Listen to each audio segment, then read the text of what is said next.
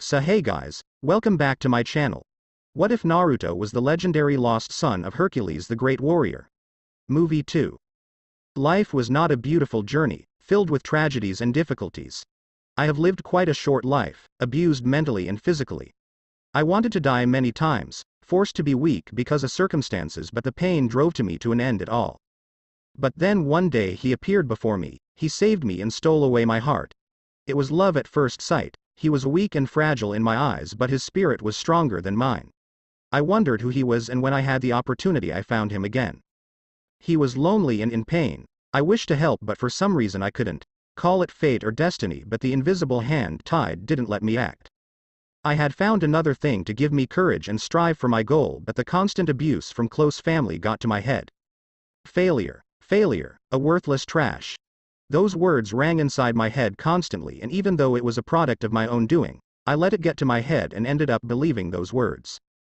They sapped me of my strength, and I cried and I cried. I felt worthless and unworthy, but then I saw him again after so long. As my life was always busy, I couldn't act like a normal child. I saw him sitting there by the river, crying. I wished to go there and hug him, but once again nothing. I couldn't move, and it gave me so much pain. I cursed and I cursed for the first time in my life, but it made me feel dirty. I can only be kind and gentle for me beloved, was what I thought, and I cleaned my mouth to clear away the uncleanliness. But other than I felt like I was bad as I gained courage from his tears. He is human just like me. If he can survive, then so can I, and one day we will stand together, hand to hand. It happened, but the war was too much. I felt insignificant. Would it have been better if I had trained harder?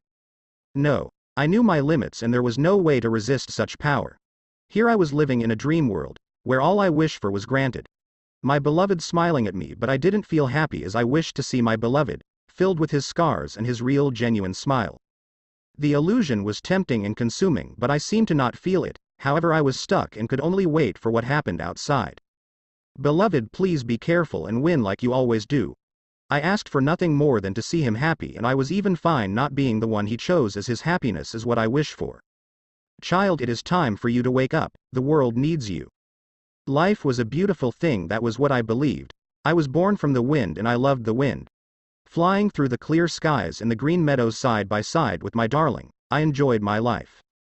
We were given the pleasure of being chosen to serve on Mount Olympus, and we happily flew towards that destiny. But what awaited us was not a happy ending. The king took a liking to me, and he didn't give me a chance to decline. I wish to try this out. You should be honored to be my first time. He said those cruel words to me as he had his way with me while my darling was chained to the wall, watching and hearing as he couldn't shut down his senses. I begged and cried, but nothing happened, but I held strong that he would let us go. I wished to go back to our life, but there was no going back. My darling killed himself from the mental torture he endured. I was finally let go as he grew tired of my body and was thrown aside like trash. I walked through life with no emotions, dull, until slowly I formed a family once again. I felt happy. I lost comrades and little children, but I still went on. But once again I was faced with a disastrous situation. I had given up hope just like before. No one would come save me, but this time he came. He came to us in our time of need, the chosen of Gaia. He was beautiful and made me feel dirty to be in his presence. He shone brightly like no other, and soon I fell in love. It was like first love, and I acted like a young maiden again. I could see hope. I could see the light, and happiness was in reach, but again the world played a cruel trick on me. They took him away, they separated us. I was the wind of peace, but now I shall be the wind of death and harvest the lives of those who blocked darling's path. Haha, calling yourself gods. Really too arrogant and distasteful. Your kind is pitiful, so weak and fragile, but even then you dared to stand up to me. I have to say you are pretty stupid, aren't you, old man? A female with long hair and beautiful appearance muttered in an arrogant tone as she stood tall while stepping on a man beneath her feet. Naruto couldn't see her appearance, but he could feel she was powerful and not someone he should mess with now. Why am I seeing this? How is she connecting to me? Is that person an Olympian? Naruto questioned, but the scene was unclear. Now, old man, there is no point in destroying this world, so you will be my pet from now on. I tell you to bark, you will bark, and when I tell you to fall dead, you fall dead. Simple instruction that a simpleton like you should understand. Now bark. The woman said in a teasing tone as the muscular man floated in front of her. He showed defiance, but soon it broke as she looked at him with annoyance. She placed her finger on him and Naruto heard a soul-shattering scream. It was unearthly how someone could feel so much pain. Dog. You don't seem to understand simple things, so I might to train you. Now will you bark or do you wish to continue the whole day? She said in a sweet tone which sent chills down Naruto's back. Woof. Woof. The man barked like a dog with tears down his cheeks, his eyes seemed empty and had lost the light. How disgusting. Why would someone play such distasteful games? Ah, we have an observer. Really interesting, we will see each other soon. Boy, take care and wait for our meeting. The tall woman looked towards him and muttered those words with a smile. Naruto felt danger and woke up from his sleep. She saw me, and she must be a strong being to do that. I might have just caught the attention of a psycho. Enough rest, I should continue. Naruto thought as he stood up and started walking again. He felt his body feel light and his steps lighter. I must have needed a rest. Naruto concluded as he smiled slightly. Child, it is time for you to wake up, the world needs you. I heard the voice filled with wisdom and power, and the world shattered like glass. I was back in the real world and I felt different. I was brimming with power that I could have never dreamed and it gave me hope. It filled my heart with happiness and joy that I wished to share with my beloved. Thank you, old sage, for this blessing. I said in my heart and with joyous feelings, I looked towards the area where my beloved should be.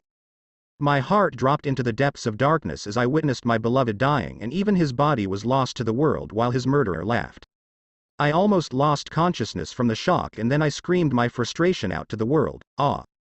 The silent world was once again bombarded with cataclysmic disaster caused by the scream infused with wild high-level chakra. Lands were torn, mountains were shattered and the seas were in turmoil causing enormous tsunamis. I was in pain that I could not fathom but I had only one goal. Kill the one responsible for my beloved's death. My eyes felt like they were burning and I moved like never before, there was nothing stopping me now. I was covered in a shroud just like my beloved and I was on the Uchiha before he could even react. But before I could punch I realized that his eyes were useful and I protected them. The Uchiha would have been strong and even stronger than me at the current time but he had been beaten down by my beloved.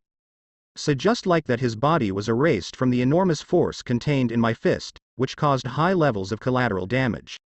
I would have never done such a thing before but now I didn't seem to care. Without beloved the world had lost its colors and didn't seem important anymore. The Uchiha had been a cause of my beloved's suffering and finally he had been put to rest. I looked at the eyes floating in front of me and thought about who could use them to revive my beloved as I wished to stand by his side. Ah, Hitaki Kakashi. My eyes focused onto one of the vile filth that proclaimed he cared for my beloved, when he couldn't even provide basic training to beloved so he could protect himself. Even with my minuscule powers, I could have taught beloved to be a great taijutsu fighter as the only ones better than me would be Neji and Lee in our age group. I could have trained beloved in chakra control more than anybody and I was just a child compared to this filth. He would do as a fine sacrifice to my beloved. Hitaki needs to pay the price for his incompetence. I did not hesitate and the man was put into static position until I have need for him as I still need to find beloved's soul. I had been freed from the clutches of the invisible hand but I did not forget the insult. I will find it and destroy it. Anything that comes in my way will need to disappear and anything that causes harm to beloved has no right to exist. This world has caused him pain, it should die. My anger had caused me to err in judgment and a golden ball of energy was forming in front of me but I remembered my beloved's love for this world and dispersed the attack. I was hit by the backfire and blasted into the ground but I felt nothing. The surrounding had been razed and even the survivors of the war had been killed off from the move, except for some lucky ones. I lay on my back as I stared into the empty sky and my eyes gathered onto a familiar energy. It was similar to mine and I knew it was the way. Wait for me beloved, I will find you and bring you back home. Enough rest, I should continue. Naruto thought as he stood up and started walking again, he felt his body feel light and his steps lighter. I must have needed a rest. Naruto concluded as he smiled slightly. Do you feel better now? Nemesis asked as she saw that Naruto felt a bit less stressed. Yes, I feel like my mind isn't under pressure at the moment. Naruto replied in a calm manner but he wasn't completely okay since he still hadn't seen his partners and the future of his own world was still at stake. Nemesis could read him like an open book but didn't insist on bothering him and disappeared within the darkness. She was his shadowy companion for this journey in the underworld and provided him with some comfort as he didn't like to be alone. Naruto continued his journey towards the swamp across the mountain range while cutting down everything in his path, but suddenly he felt danger and he rolled down and hit one of the boulders below. Naruto looked above and saw a flame whip that had burned a deep line at the place where he had been walking. That was fast, and that whip looks really dangerous, Naruto thought as he quickly got up and readied himself for combat. Nemesis provided him detail as he saw the monster, which was the previous jailer of Tartarus known as Camp. Camp had a human head, with snakes for hair, like Medusa. She had a half-human body, like a centaur, but with reptilian skin, and a dragon half, with gigantic claws. Her dragon half was black with white stripes down her back. She had huge dark reptilian wings, a huge venom-dripping scorpion tail, that is extremely venomous, and at the point where her halves meet, her skin bubbled and morphed, occasionally producing ferocious mutated animal heads that constantly change shape: bear, boar, wombat, tiger, crocodile, wolf, etc. Like a gruesome, monstrous belt. Hundreds of violent darting vipers sprouted from her legs. Her eyelids blinked sideways, like a reptile's, and even just standing near Camp was like standing in an acid fog. Naruto quickly reacted by causing the land around him to turn into quicksand, causing the vipers to sink while throwing huge wind attacks at Camp. The fog was pushed back, but Camp was the strongest opponent he had come across as she blocked his attack with her wings. My master has declared that he will grant me power beyond my current realm, if I bring him your head. So be a good boy and extend that pretty head of yours. Camp spoke in such a rough tone that it caused his ears to hurt. Naruto didn't respond and observed his foe, and with a command chains had latched onto Camp from underground. Naruto didn't hesitate and used his powers of wind and electricity to increase his speed to the max. He broke through the sound barrier and slashed at the beast with his sword. But the Camp was strong just like he had expected, and even after being electrocuted through the chains, it controlled the whip and blocked the attack while causing massive burns on his hand. Naruto let go off the weapon as it melted from the heat and almost fused with his hand. My resistance to the flames isn't enough, so I need to connect deeper with the world. No more procrastinating. No more hesitation. I have nothing more to lose. My will is eternal and will never be broken. Naruto's eyes burned with spirit as he connected to the world, and his body took on a shade of gray and he sprouted horns from his head along with wings from his back. His eyes turned pure black from the human-like eyes. They were like deep abyss which sucked in the observers. What is this? How can he make me feel fear? Is this the real form of this monster? Camp thought with shock as she attacked with ferocity. The battle seems to be close, but Naruto felt like he was under massive pressure and his body seemed to be breaking down from taking in so much power. These titans are getting back to their original power. It must be because Naruto isn't a demi and has the signs of a superior being. Nemesis concluded as she saw the battle, which should have been over in a second if the Camp fought like it had with the demis. Oh, now this is interesting. I didn't think the fence-sitter would actually do something. Nemesis should actual surprise for once as she a bird of flames collide with Camp's whip, giving Naruto a clear chance for a finisher. Naruto didn't dawdle and kicked Camp in the head as his foot was charged with energy and that mysterious flame power. It stood no chance and Camp's head was erased from the enormous force. Naruto fell to his knees and let go of the power. He returned to normal, but you could still see cracks in his skin. Thank you, Naruto muttered through heavy breaths as he looked up to a woman with red hair and a warm feeling. Hestia, Naruto muttered unconsciously as he stared at the woman that saved his life.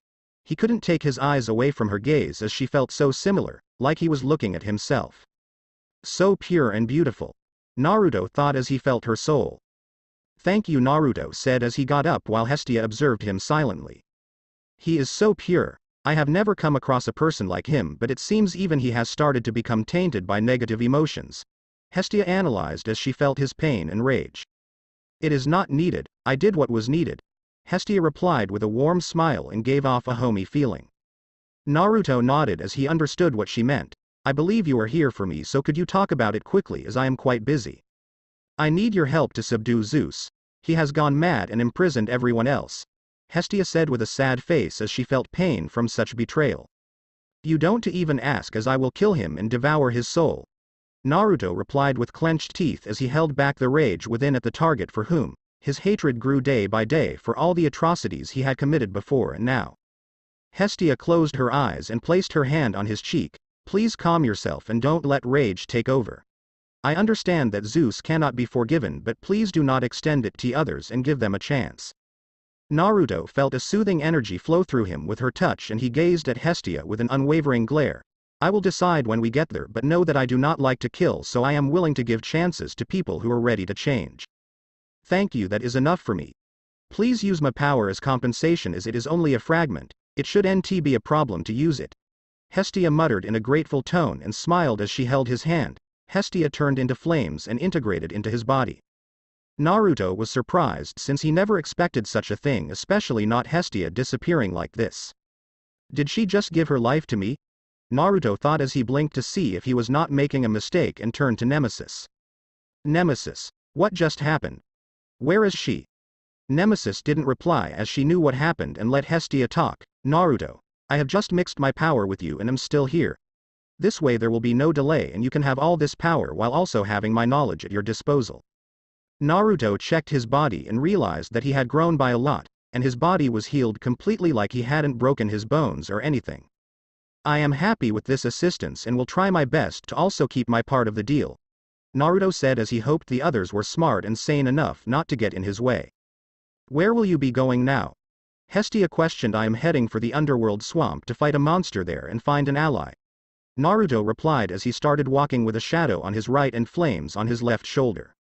You must be looking for Damison and the Maeonian Drakon, but how are you going to deal with this? The Drakon can reform within seconds, even if you blew it up. Hestia asked as she was unsure how he was going to go about it. It can reform, but I can devour things permanently. Naruto replied as he walked to the downed enemy and pierced its body, and it shrank quickly into a small ball-shaped item that he ate, and Hestia could feel his power growing. Wonderful. I was thinking how you will be powerful enough to resist against Zeus, but now I understand. Then why not go to the pit of Tartarus and devour Kronos? He is one of the most powerful beings of this world, and by devouring him you should be able to compete. Hestia advised as she thought of the best ways to improve using this ability. She is right, so consider it. Nemesis added, while not saying she had actually forgotten about it, as that would have been easier and she couldn't watch good fights. Naruto had thoughtful expression and said, I will go there after I am done with the Drakon. As he knew that this ability had its limits and won't allow him to survive such large consumption of power. Need to grow 1 or 2 steps at a time and not take leaps of 20 steps. What you think is best. It doesn't change much if you do it now or later.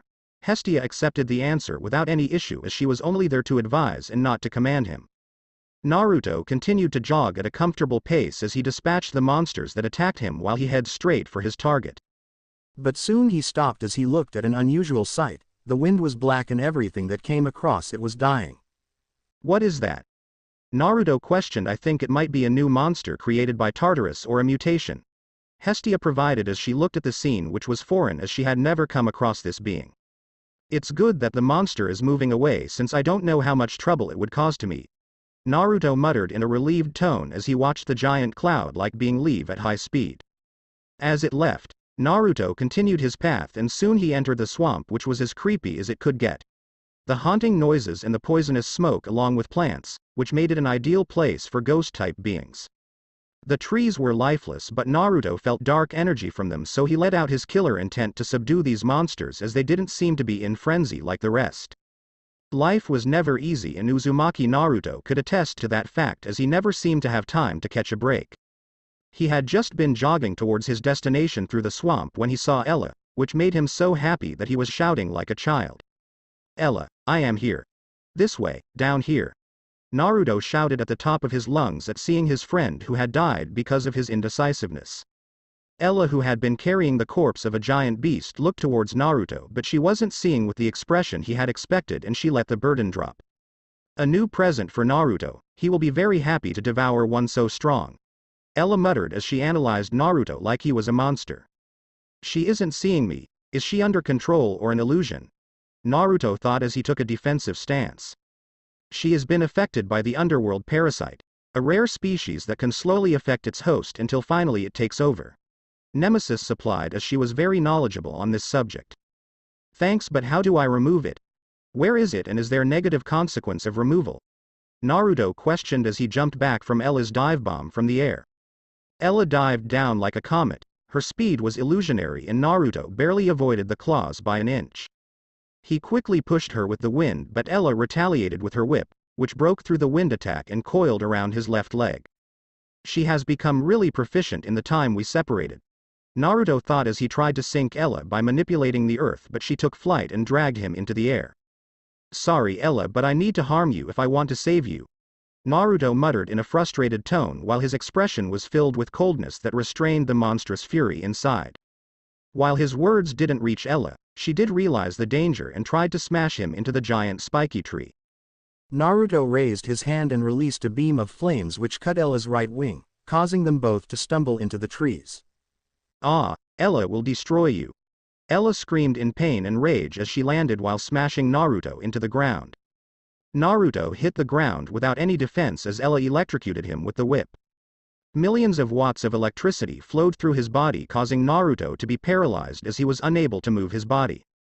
Naruto quickly used his own elemental control to neutralize the current while releasing wind wave outwards to destabilize Ella, who had been charging towards him. Naruto pulled the now destabilized Ella towards him and slammed her into the ground by her head. Gah, Ella will win. Ella needs to find Naruto. Ella screamed as she released unrestrained currents around her body. Ella, calm down, it's me Naruto. Naruto shouted at her while restraining her in his embrace.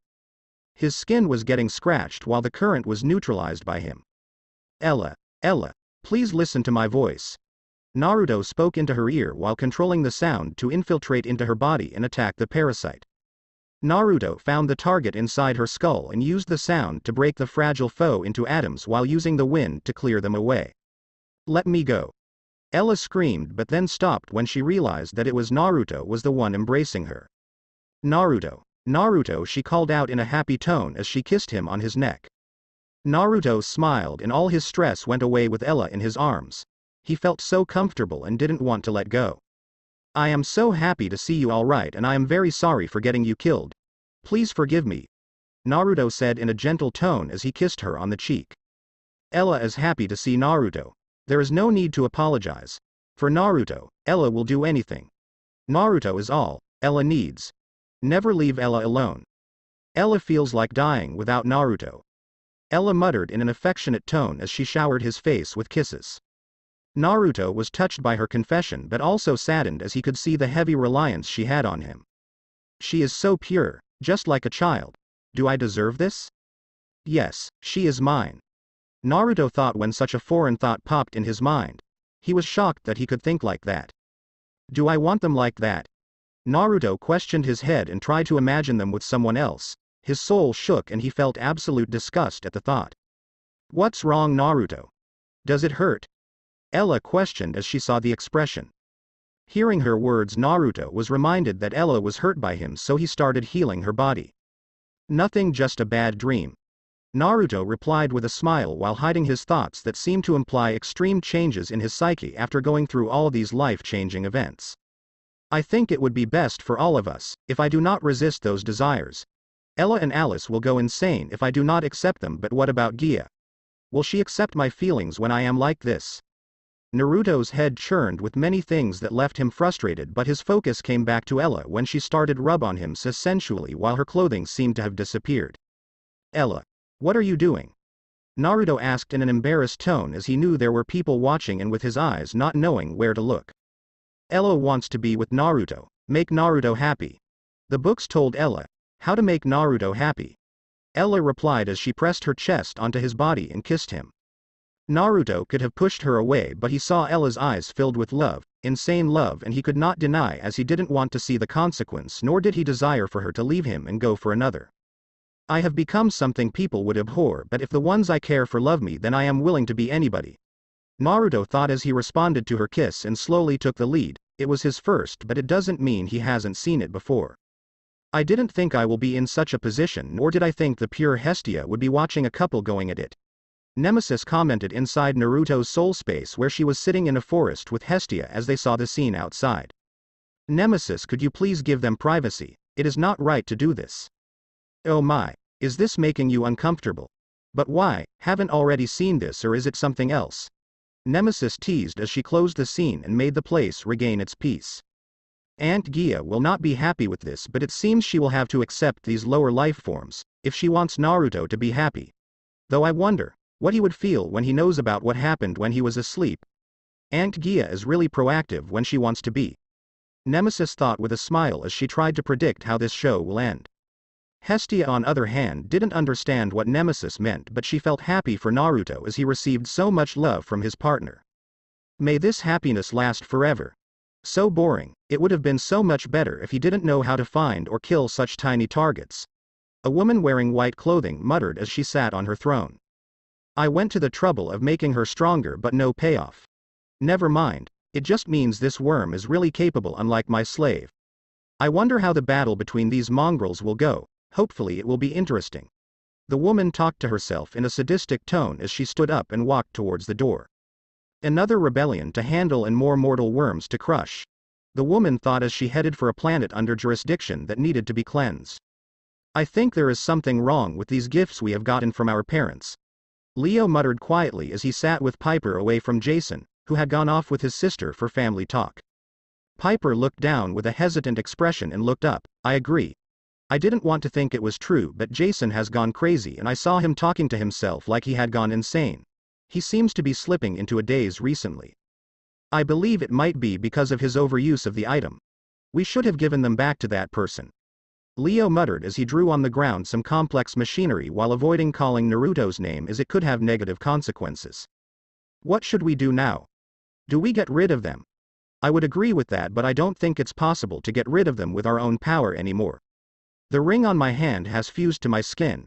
I can't remove it or even attempt removal, and I seem to be slowly merging with it. Leo replied in a tired tone as his mind was fatigued from the mental fights. Piper was alarmed with his words but couldn't do anything to help and only begged her mother for help in her heart as she watched her friends slowly melting away into insanity. Nico.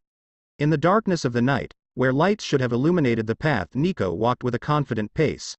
His head adorned with the crown of darkness with a cape of pure yin energy trailing behind, extinguishing all light within his vicinity. Such power, it is unbelievable. I can do anything I wish now. No more suffering, no more tragedies. Erase all that stands in my way, but let's pay back Father for this generosity. The giants and titans will know death. Nico thought as darkness enveloped him in its cold embrace and morphed into an armor death. In his sight that pierced through dimensions, he could see his targets, which were two giants that seemed to be planning on making trouble for the Olympians. Mere fodder dares to plan our fall. I will let them know despair. Nico muttered with a voice that seemed to be overlapping onto itself. It was cruel and cold, the world seemed to be rejecting it, but the affect were done as the buildings around him crumbled. I should be careful. No need to be careful, as death is the purpose of all living things. In the end all will return to nothing. Nico muttered while his eyes turned pitch black that sucked in all the light. He walked in relaxed manner and crossed the distance of countries as he appeared beside the giants inside the volcano. Nico didn't utter a word as his mere presence brought them to their knees in pain, and he extended his hand to touch their heads, and all was done. The area was filled with screams of agony as the giants rolled on the ground, gouging their eyes and scratching their skin, piercing through it and ripping out their organs. It was a sight of madness, but it brought joy to Nico as he understood what it meant to be at the top. The feeling was overwhelming and sweet like nectar. 2 down, but it should be much better to help Father in his own territory as the gates have been opened for quite a time. Nico muttered as he pierced the foes with a dark spear which erased their souls, killing them completely. Quite weak. I hope the ones down there can provide more resistance. Medusa. In the dark reaches of the underworld, a wide sea of black water which emanated an evil aura as it was infested with creatures of the dark. A being with a snake half and a woman's upper body moved with haste as it crushed monsters coming at it, with its tail. Why? Stop already, I do not want to serve anyone, just let me rest in peace. She cried out in despair as she crushed the foe in her clawed hand. But no response was given as the enemies continued to swarm, forcing her to fight. She was becoming more vicious as time went on and her eyes turned scarlet from the golden color. Her style of fighting became much closer to a monster as she bit of her foes and decimated the crowd with powerful attacks as his body was covered in golden scales that were strong as the best armors. No more pain, no more pain. I have been betrayed too many times. No one is worthy of trust, All you are monsters, not I. I will show them pain, especially you Poseidon. Otherwise my name is not Medusa. Medusa screamed in rage as despair had overcome her sanity. The suffering over the ages had built up and everything went wrong because of Poseidon's mistake that she was punished for and has suffered continuously for. Gaia.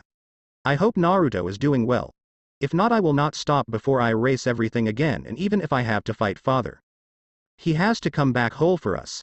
I know he will accept us because he loves me. I don't care for the rest of them as they are only there because of his kindness or else he would have denied them.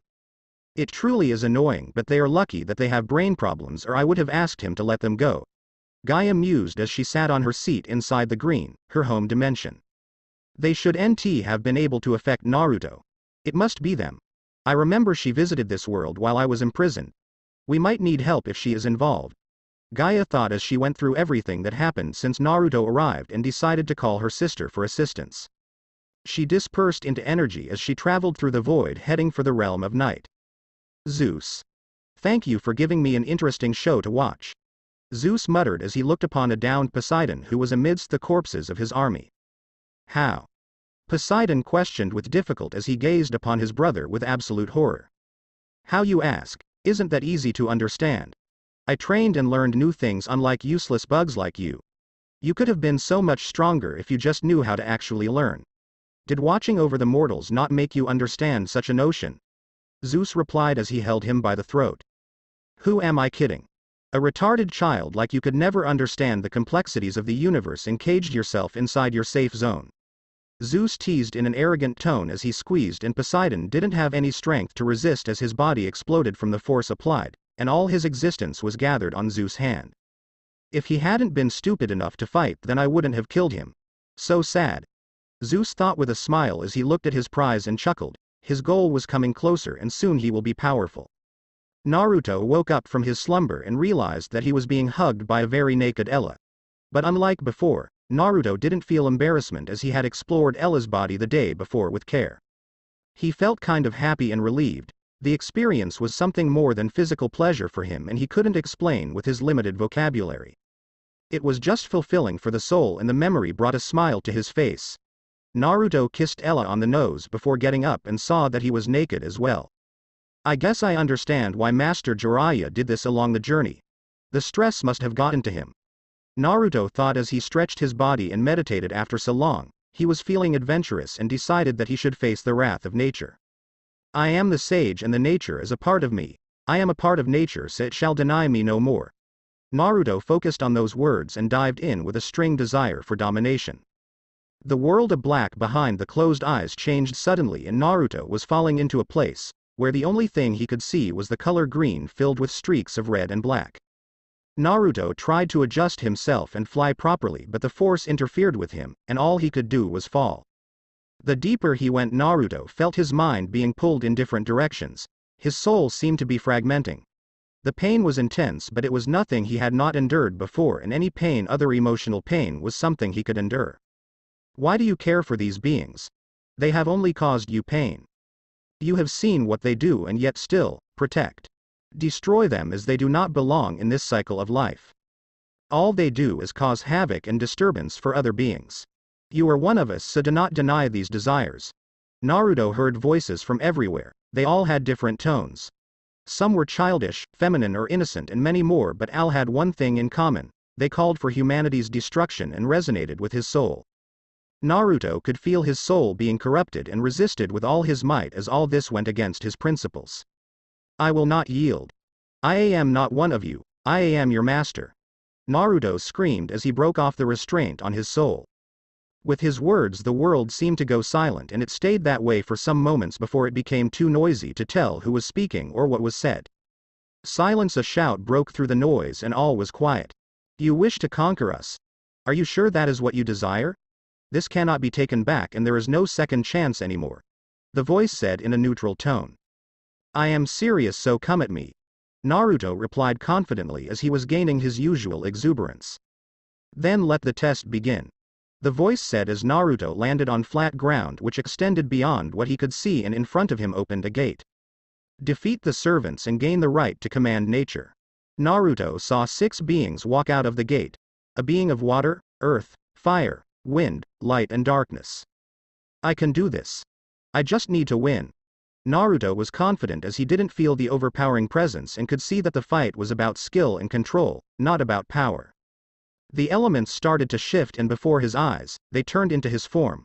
They smiled at him with viciousness and leapt towards him. Are you okay, Naruto? Ella questioned in an adorable tone as she hugged him. Naruto opened his eyes and they were clearer than before. He had finally reached peace in his heart and become one with nature. Though the process would take some time and he could have some outburst, Naruto was at his best now. Once I regain my powers, I will have reached a level that not even Kaguya could stand up to me. I will be unbeatable and there is nothing that could harm my precious people while I am present. I am feeling very good. It is all because of Ella, you are the best.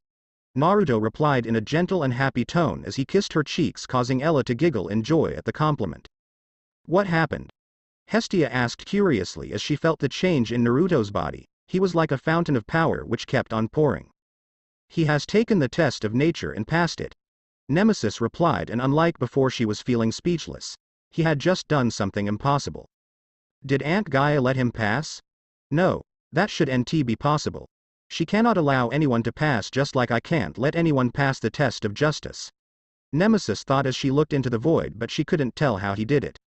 Maybe you should let him take your test, he might be able to gain something.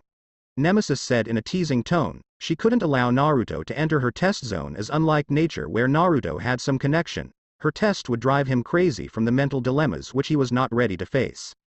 Maybe some years from now, he would be able to pass the test. That is if he survives this endeavor. I can't even open my personal dimension, so that is kind of impossible at the moment. Hestia said as she looked outside, and she felt only happiness for Naruto as she could feel his heart become peaceful. Oh, darling has really outdone himself. He has gained my blessings unlike any person before him. Gaia gushed in joy. I am happy for you, sister. It seems our choice of men is exceptional unlike the old times. Nyx said in a calm tone as she walked in a way that she seemed to be disappearing and appearing at different places as she picked up a book. From what I see, the enemy should be strong enough to take you down with your boyfriend beside you. His progress is rapid and if he gains his powers then he should be beyond your level, so the enemy should be a threat, if she does interfere. What if someone of higher standing appear? Gaia questioned while she felt true joy at Naruto's victory. I will interfere and they have a limit. None shall challenge the laws of father. Let's forget about the serious business for now. I want to ask if you have seen Nyar. Nyx said as she hugged Gaia from behind. Naruto finally got up and devoured the beast that Ella had brought. Its affect were wonderful as Naruto felt his body become more durable and he finally gained some wings. Naruto looked at the draconic wings behind his back and flapped them, which caused him to launch into the air in a precarious position. He was already used to flying, so Naruto didn't panic and continued to flap as he climbed higher, and tried to control his flight. Let Ella help. Ella will show Naruto how to fly properly. Ella said in a happy tone as she flew beside him. I will be in your care. Naruto replied as he followed her movements and felt that it was easier to learn than ever before. Is this one of the benefits of the absorption? The training session didn't last more than an hour and the duo were flying through the sky as they headed towards the center of the swamp. But that was a place filled with chaos. The wind of death had arrived and its madness could not be contained anymore. Summary of all that has happened till now to help the readers to understand the plot is it requires you to remember things from previous chapters. If you still have problems then specify it so I may explain or fix it. Naruto and Sasuke are fighting after defeating Kaguya. Naruto uses his three-headed chakra mode and throws his strongest attack, and Sasuke uses the Biju Susanoo to use the Indra arrow. The attacks were too strong and cause space turbulence. Reality cracks around them and Sasuke is about to be killed. Naruto saves him and is dragged inside, which causes high level of damage to his body. He has unconscious and barely alive. His chakra is depleted with only small drop left for his body to alive, while Kurama has gone to slumber from exhaustion. Zeus senses the intruder and finds Naruto repulsive but a good source to hasten his plans.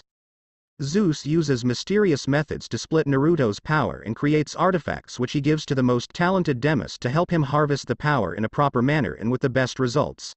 The children are cultivators for these dangerous items. While in the Naruto world, Sasuke is resting but is killed by a figure clad in green chakra cloak. A person that is obsessed with Naruto and will do anything to bring him back, even destroy all existence.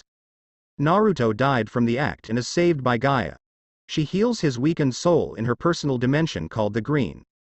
Gaia spends months with his soul in her embrace. She feels a deep connection to him like no other. Naruto wakes up and brought up to date by Gaia. He is revived into the real world, but the body he now inhabits is not his original. It is weak like the Demis, as Gaia was not allowed to recreate his body to its real strength or could not make one. Naruto learned the truth about the Olympians, which worsens his image of them, but he still has his own way, so he is willing to try the peaceful manner and not just kill them by surprise. Naruto meets Ella and they become friends. Gaia follows Naruto as a small pixie and shows him the way to a park where he could live for the time. Naruto sees monsters on the streets and kills them. The reality of such a situation angers him more. He arrives at the park where he meets the spirits of nature, dryads and naiads. He is accepted by the group as the champion of Gaia as they feel the nature energy inside of him. Naruto goes to sleep and sees the green figure in his dreams. He then hears the voice of chaos that causes him to wake up. Naruto then learns about the threat of a dragon approaching the city. The spirits are in danger, so he volunteers to help them as he cannot ignore those in need in front of him. Naruto learns of the difference in power and knows that he cannot defeat it, so he plans to kill a lot of monsters and absorb their essence to power up. But that might not be enough, so he finds the Gorgon sisters. Naruto talks with them and convinces them to stop their misdeeds, and give him their poison. In return, Naruto will give them justice. Naruto fights and spends time with his new friends for a week. Once the week has passed, he fights the dragon called Albion and wins with assistance from the others, especially Alice, the high wind spirit. Naruto forced Albion into a contract by swearing on the river Styx and fell asleep from the fatigue. In his dream, Naruto saw the past of Kaguya. She was kind and strong, but then something called out to them and she went insane from the resistance. She even found him looking at her, and if he hadn't woke up, she might have killed him. Naruto woke up to hear some more bad news.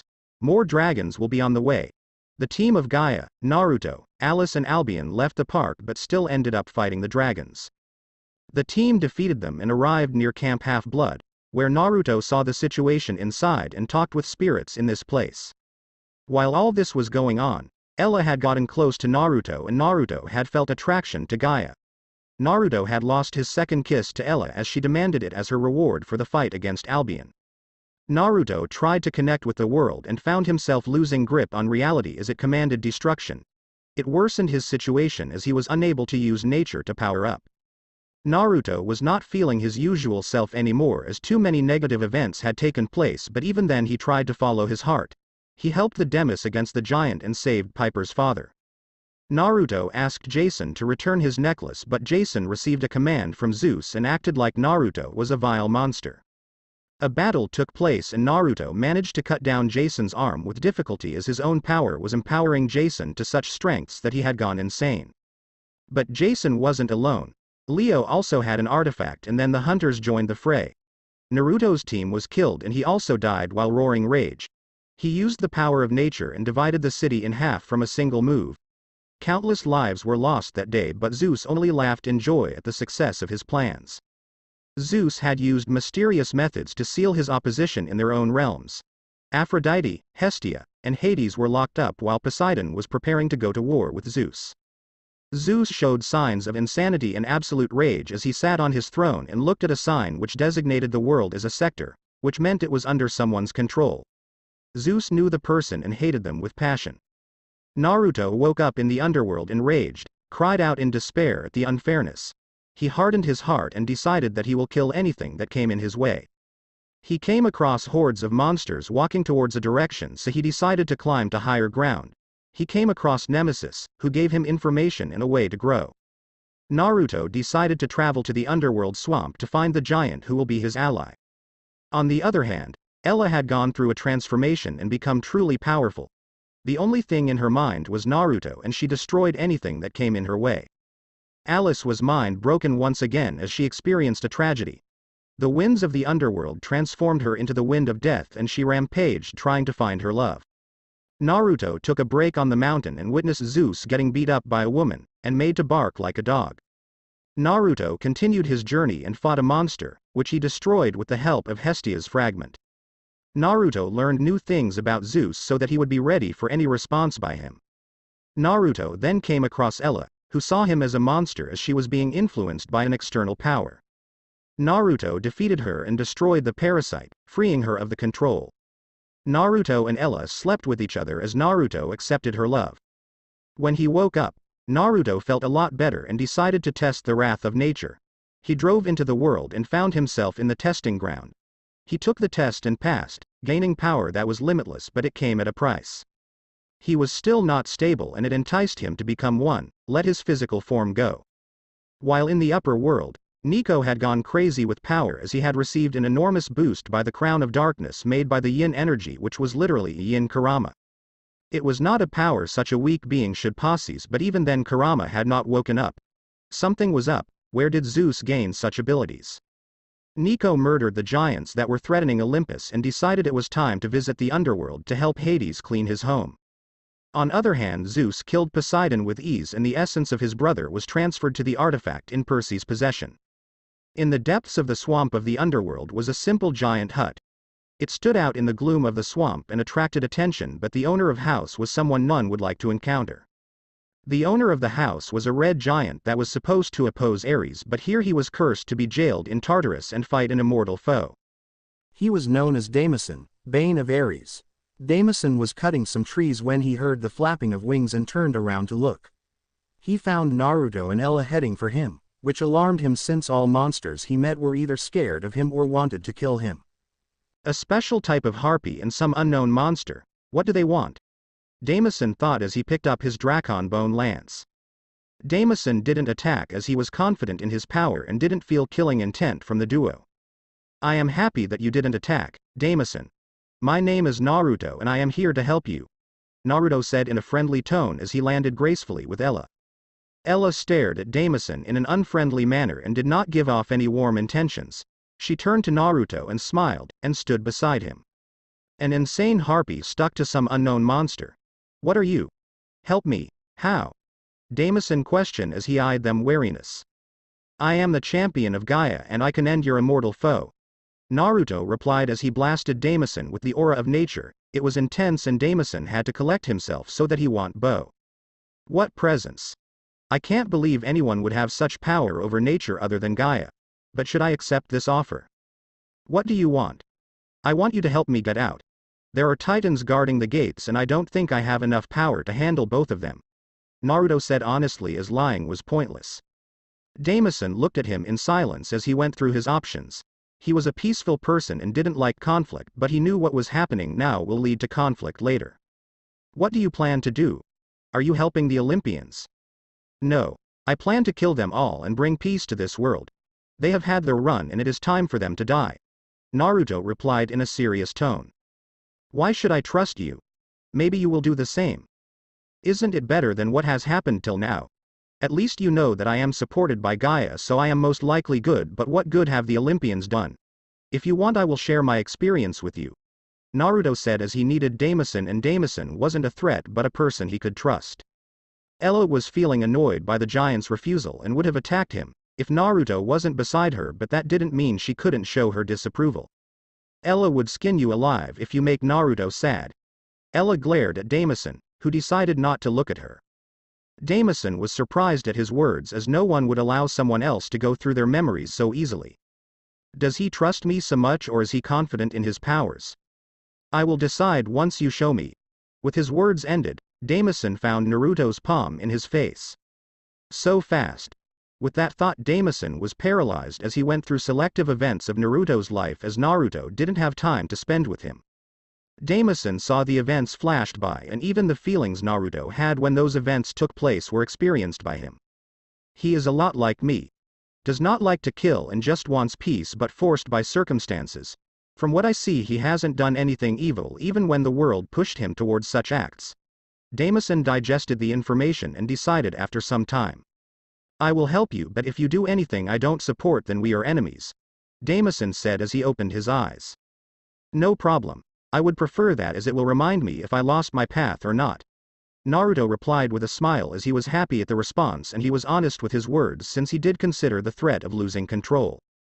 Boom! The sound of an explosion and the shockwave hit them as the land shook. What was that?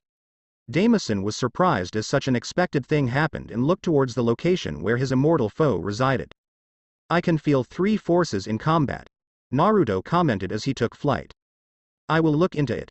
I am coming along. Damison responded as he started running after Naruto and Ella. The Drakon was having a shitty day as it came across the wind of death, a force so vile and wretched down to its core. A force that abhorred all living beings and terrified them to the core had just entered the swamp and was erasing everything. It was not alone as Medusa had ended up surfacing in the swamp and been attacked by the wind. Things were not looking good for them as even immortality and regeneration were not effective in front of this foe. I can't die. I need to achieve my goal for once in my life. I will not be stopped. Medusa thought as she lashed out violently as her body healed at a visible rate while leaking golden blood. Her tail and upper body were covered in golden scales and it looked like she was wearing armor. I think we are screwed if we fight that thing. I have seen these things in the old days and it was the primordials that dealt with them. Damison muttered in a serious tone as he saw the scene. Wait here. I believe it should be hard. Naruto replied as he indicated for Ella to stay as well. Naruto flew towards the epicenter of the storm which erased all that it came across except the immortal duo stuck in the center, who were dying slowly. I feel a connection to it now. Is it someone I know? Alice. Is it really Alice? Naruto was overjoyed but then sad at the scene as she was not responding to his appearance in a positive manner and wanted to kill him. Wind of death or not, it is still part of nature and nature bends to my will. Naruto entered the mode he dubbed Nature Lord. His power was overflowing and his eyes were leaking a green glow with hints of red and black, which showed the rage and madness inside his soul. Naruto shook his head as he felt the pull. No matter how useful this power is, it has its disadvantage. I feel it call out to me and let it go. Become a part of it and I will never be alone, such enticement. Naruto pulled himself together and controlled the wind that tried to resist him but all was futile as it was facing the Nature Lord. The wind was pulled towards him and its volume was reduced into the size of a muffin as Naruto absorbed it into his body, putting it in a seal like Kurama. Success! Naruto exclaimed in excitement as he was able to seal his friend without hurting them and he wished that he could have done this before to avoid all sorts of problems. Sometimes power really isn't enough, if you can only destroy then saving becomes really difficult. Naruto landed beside the weakened Drakon and pierced through it with his fist, and started absorbing it. The beast tried to struggle but it had been weakened too much and was eaten. Naruto felt scales cover his body and horns appear on his head. He could feel that his internal structure mutate and as he took a breath, fire came out. He was surprised and saw that the fire was poisonous. The change was more than expected and it seems to be because the Drakon essence was reacting to all the beings he had eaten before. So this is what happens when I do it without Gaia. I seem to have lost my human form. Naruto thought as he looked at his emerald-scaled hand with claws. You must be Medusa. It is nice to meet you. I am friend of your sister's. Naruto said as he turned to Medusa who was looking at him warily while looking for escape as her wounds healed slowly after being affected. Medusa looked at the monster that just killed a terrible being that was toying with her. She was shaking inside as she could tell he could end her permanently. Is he telling the truth or just playing around? Don't come closer. Relax. I only want to help you. I will help you end Poseidon and Athena. I promised your sisters that I will help you, if we came across each other. Naruto said in a gentle tone as he closed the distance and held her hands. His power traveled through her body and healed the damage done, even treated those wounds that would have stayed. Medusa felt warm and safe as the energy flowed through her body relaxed because of the comfort and she almost fell asleep from the fatigue catching up to her. Do you feel better now? Naruto asked as he looked at her with a gentle gaze while in the back Ella was staring murderously at the snake, which was making Medusa feel the threat. Thank you. I am feeling a lot better now. Medusa replied as she separated from him and actually felt much better. Her mind was not filled with madness and was gained the calm. You are welcome and what do you say, will you join me? Naruto questioned as he could see that Medusa was strong and would be helpful, especially her petrification eyes. Medusa looked at him and thought about what she had witnessed. My chances of success will be higher and he didn't demand me to serve him. I agree but are you confident enough to get out of here? You know without the help of the Titans, using the gate can lead to madness. Medusa informed him just to be sure. It will not affect my mind as what is worse than the madness of nature and enduring it, Naruto said in a confident tone. Medusa nodded as she looked towards Ella, who was stuck to Naruto. I will need to be careful or she might attack me. So you made another friend, Naruto. Is she worthy of the trust? Damison said as he looked at Medusa. She is good. You already know that no one can hide their evil intentions from me, Naruto replied, which surprised Medusa, and she was feeling relieved that she didn't intend any harm. Not a good person to try deceiving. I will have to be honest with him or else it will be dangerous, Medusa concluded as she thought in a negative manner.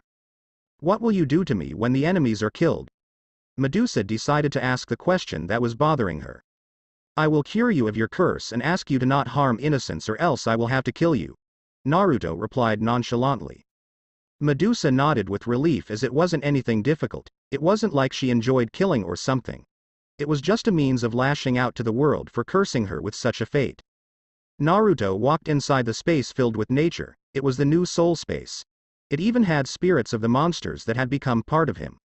In the center of the space was a cage, where Alice was sealed. Naruto stood in front of Alice while her eyes were closed. He felt pain from seeing her like this, and he could even feel the deep emotions emanating from her flexible form. Naruto felt touched that she cared so much for him and that it helped her survive the change. It was better than getting killed, so he was relieved somewhat. Alice, thank you for being alive. Please listen to my voice and come back to your senses, Naruto muttered slowly as his powers focused on the wind of death. Scree, a loud sound was released from Alice as she woke up and struggled inside the cage. Naruto entered the cage and embraced her, as he controlled the wind to return Alice to her original form. He felt pain from the dark forces violating his body, but his power over nature had increased, so he was not in danger. It was painful but useful to him, as Alice now was a pure yin being, which balanced his yang. Please get better. I accept your emotions, so come back to me, Naruto muttered in a gentle tone as he kissed her lips. Alice stopped struggling and stared at him, and fell asleep after being exposed to his powers that calmed her down. I hope you have sweet dreams, Naruto thought as he smiled and tried to leave, but instead was pulled towards another direction. Naruto didn't resist as he felt no threat and found himself staring at Nemesis and Hestia. Hello Naruto, it's been days since we saw each other, Nemesis said with a smile as she moved around him like a shadow, analyzing all the changes. I have been busy, as you know. Are we going to just talk or is there something important? Naruto asked as he sat down beside Hestia. In a hurry, I suppose, but haste makes waste, remember that. I want you to know that Hades has made contact with me and he wants you to come to him. Why should I go to this thing? Naruto muttered with distaste. Naruto, he is not a bad person. Unlike his brothers, Hades has actually cared for the mortals and his children. He has changed since long ago and regrets his mistakes, but the others suppress him from doing anything, Hestia interjected. Naruto looked towards Nemesis as she represented justice, so she was a better judge. She is right, and I was already going to tell you to go the gates of the netherworld and kill Cerberus to finish your transformation.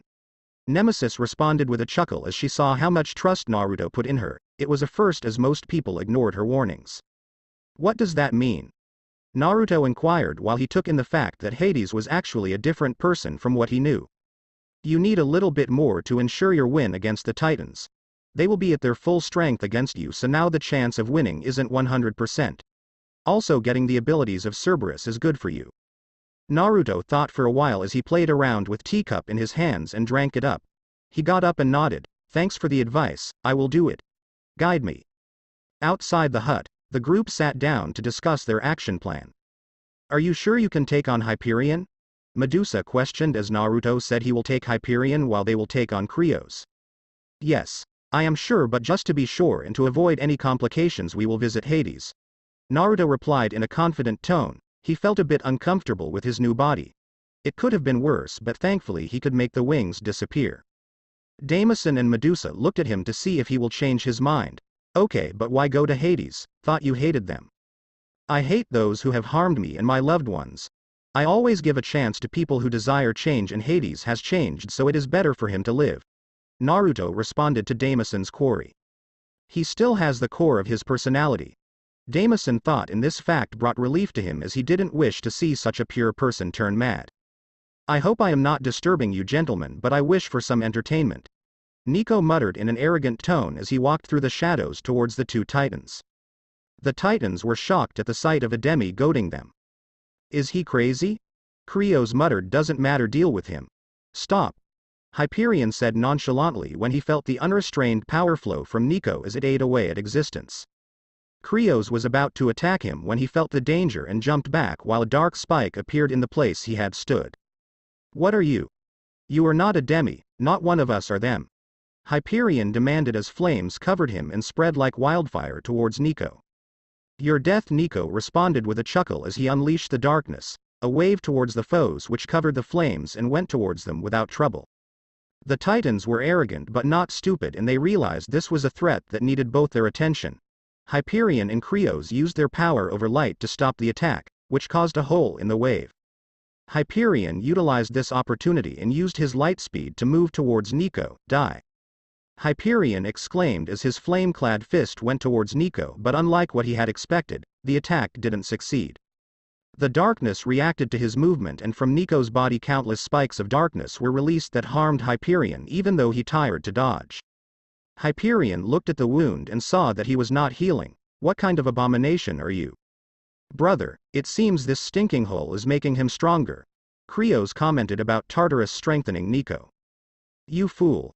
Hyperion screamed as the place shook and all of them were brought to their knees except for Nico, who was resisting. Krios was shaking like a newborn fawn along with Hyperion as they saw a figure wearing an old Roman armor with a face made of darkness. What did you say about me? I said, what did you say? Please forgive me, it was a mistake. Mistakes against me will never be forgiven. Rejoice that you saw Tartarus in flesh, little Titan. Tartarus muttered as he took hold of Krios, and within a moment he was absorbed into the dark face. Nico may have gone crazy and was filled with arrogance, but he was not stupid, so he decided to intervene. I am the representative of death and darkness. You have slighted me with your presence and disregard for my authority. Suffer the folly of your arrogance. Nico muttered as he threw a charged spear at his target while hitting Hyperion with his aura, freeing him from the shock. Tartarus turned around and looked on in disdain at the pathetic being that utilized borrowed powers to stand against him. The power seems familiar, but I can't tell where I have felt it since it is corrupted and not like the original. Tartarus thought as he swiped his hand, and the spear was deflected, but he felt slight sting on his hand. The pain brought him annoyance as he felt slighted by an inferior being. You should have just stayed quiet and died peacefully. Now you will experience the pain of eternal torment. Tartarus walked towards Nico and his face revolved like a dark whirlpool, sucking in everything around him for miles. Hyperion was dazed and he was feeling hesitation, to fight or flee. But then it came to mind, he was on Tartarus, so there was no escape. I will to work with him, if I want to survive. Hyperion thought as he attacked with a shower light spears while charging a light beam in the dark skies. Nico saw that his foes was hardly affected by this charade, but was taking his time to affect their minds, to introduce despair into their souls. The fear and desperation within him was acting up, and more power was being unlocked from the crown. The power was becoming too much for him as it was being accelerated by Tartarus' presence, and Nico was clearly losing his mind as he wasn't even considering backing of. Ha ha ha ha! Nico started manically at the situation, and the power of darkness enveloped him, forming his armor and weapon. Bow to your king. I am darkness, and I am eternal. Nico muttered as he stepped forward. His speed was instantaneous as he was the darkness itself, and he slashed at Tartarus. What is the source of this power? He is already close to my realm, in control of darkness, and he is feeding off me. Tartarus was surprised and curious but couldn't remember, as unlike Gia and the others, he was always sleeping. Come. Show me your worth. Tartarus acknowledged his powers as he could at least survive them.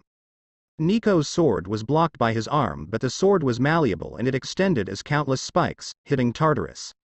Tartarus was pushed back by the move along with punch by the large fist of darkness formed from Nico's back.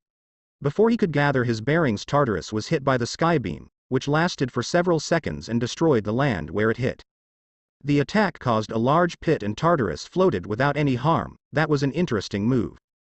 Tartarus was genuinely impressed since he only used brute force in all his battles, so seeing such malleability was new. But you get a failing grade, worthless. He turned to Hyperion and pulled him towards his hand. The journey to Hades was peaceful as the group was too strong for the monsters and they arrived in front of the giant guard dog of Hades. Cerberus was strong, stronger than Albion and majority of the monsters, but Naruto was already beyond its level at this stage. His speed was close to what it had been when he fought Pain using the Sage mode along with his durability, while his healing was beyond what he had before along with his unending stamina. Naruto looked down at the foe beneath the hill and felt sad for it, but it was life and he needed its essence. The power of nature is really great. I had never thought it could go so far. I never imagined I could achieve this kind of stamina and an endless power source. But the cost is also worthy of such benefits. I feel the call of nature, seducing me into its embrace, telling me I will never be alone. A power that I never had before and more. Such promises are really something, and declining them left me with lower increase, but it is good enough when I see the results. Naruto thought as he held his hand and slashed down. A large wind slash was produced and it traveled at extreme speeds. Cerberus stood no chance and didn't even react before it was almost completely destroyed by the attack. Some body parts remained and Naruto closed the distance to absorb the essence. That seemed too easy. I remember that dog being an actual threat. Medusa commented in disbelief at the crazy situation. Naruto is strong, so obviously it should NT stand a chance. Get used to it. Ella muttered as she looked around for any threats. With Cerberus absorbed, Naruto felt his body become bigger and stronger. The elemental affinity increased, especially darkness. Poor child, I am sorry you had to suffer. Naruto looked towards the voice and saw a man formed from the blood of Cerberus. Hades, yes, I am Hades and you must be the infamous executioner of Gia. Hades said in a calm tone as he looked towards Naruto. Not an executioner but peacebringer. What do you want to talk about? Naruto replied as moved his body slightly to adjust the newfound power. You will kill the rest our kind, isn't it? I judge fairly, there will be no mistakes. I suppose I can believe that. But what about the children with those artifacts, what will you do? I will kill them if they resist. Hades moved around a bit and then looked at him. Naruto could feel the warm feelings of parent. I only wish to ask you to save them. The items are causing them to lose their mind. Just save them in spirit so they may live outside, that is enough, and in return I will give you my helmet and sword. Hades' voice was filled with worry, which surprised everyone present as they never expected an Olympian to act like that. Naruto looked at him in sympathy and nodded. I will try if it is possible, but I will not put their life above mine. Thank you for at least trying. I hope these will provide you with assistance as I am unable to join you because of this unknown power. Hades said with a smile as he looked towards the gate. Naruto took the items which bonded with his body naturally and looked towards the gate. He walked closer as he felt a connection. It is natural chakra, like Kaguya. This is a seal similar to what I have seen. Someone from my world is here. Naruto thought but didn't know what to feel about it. He was sure it was going to be troublesome. As he was about to go back, Naruto felt the earth shake. What's happening? Tartarus has manifested. The Titans might be killed. Nemesis responded and Naruto looked towards the group. We will be leaving now as we don't have time. Naruto muttered as he picked up Damison. No problem. I hope you were victorious over my insane brother. Naruto carried Damison while Ella carried Medusa and they flew at full speed towards their ultimate destination. Naruto left Ella behind quickly and arrived within minutes as he crushed anything that came in his path. Damison dropped from the skies as Naruto let go and dived towards Hyperion, who had been distracted by Tartarus and was being pulled.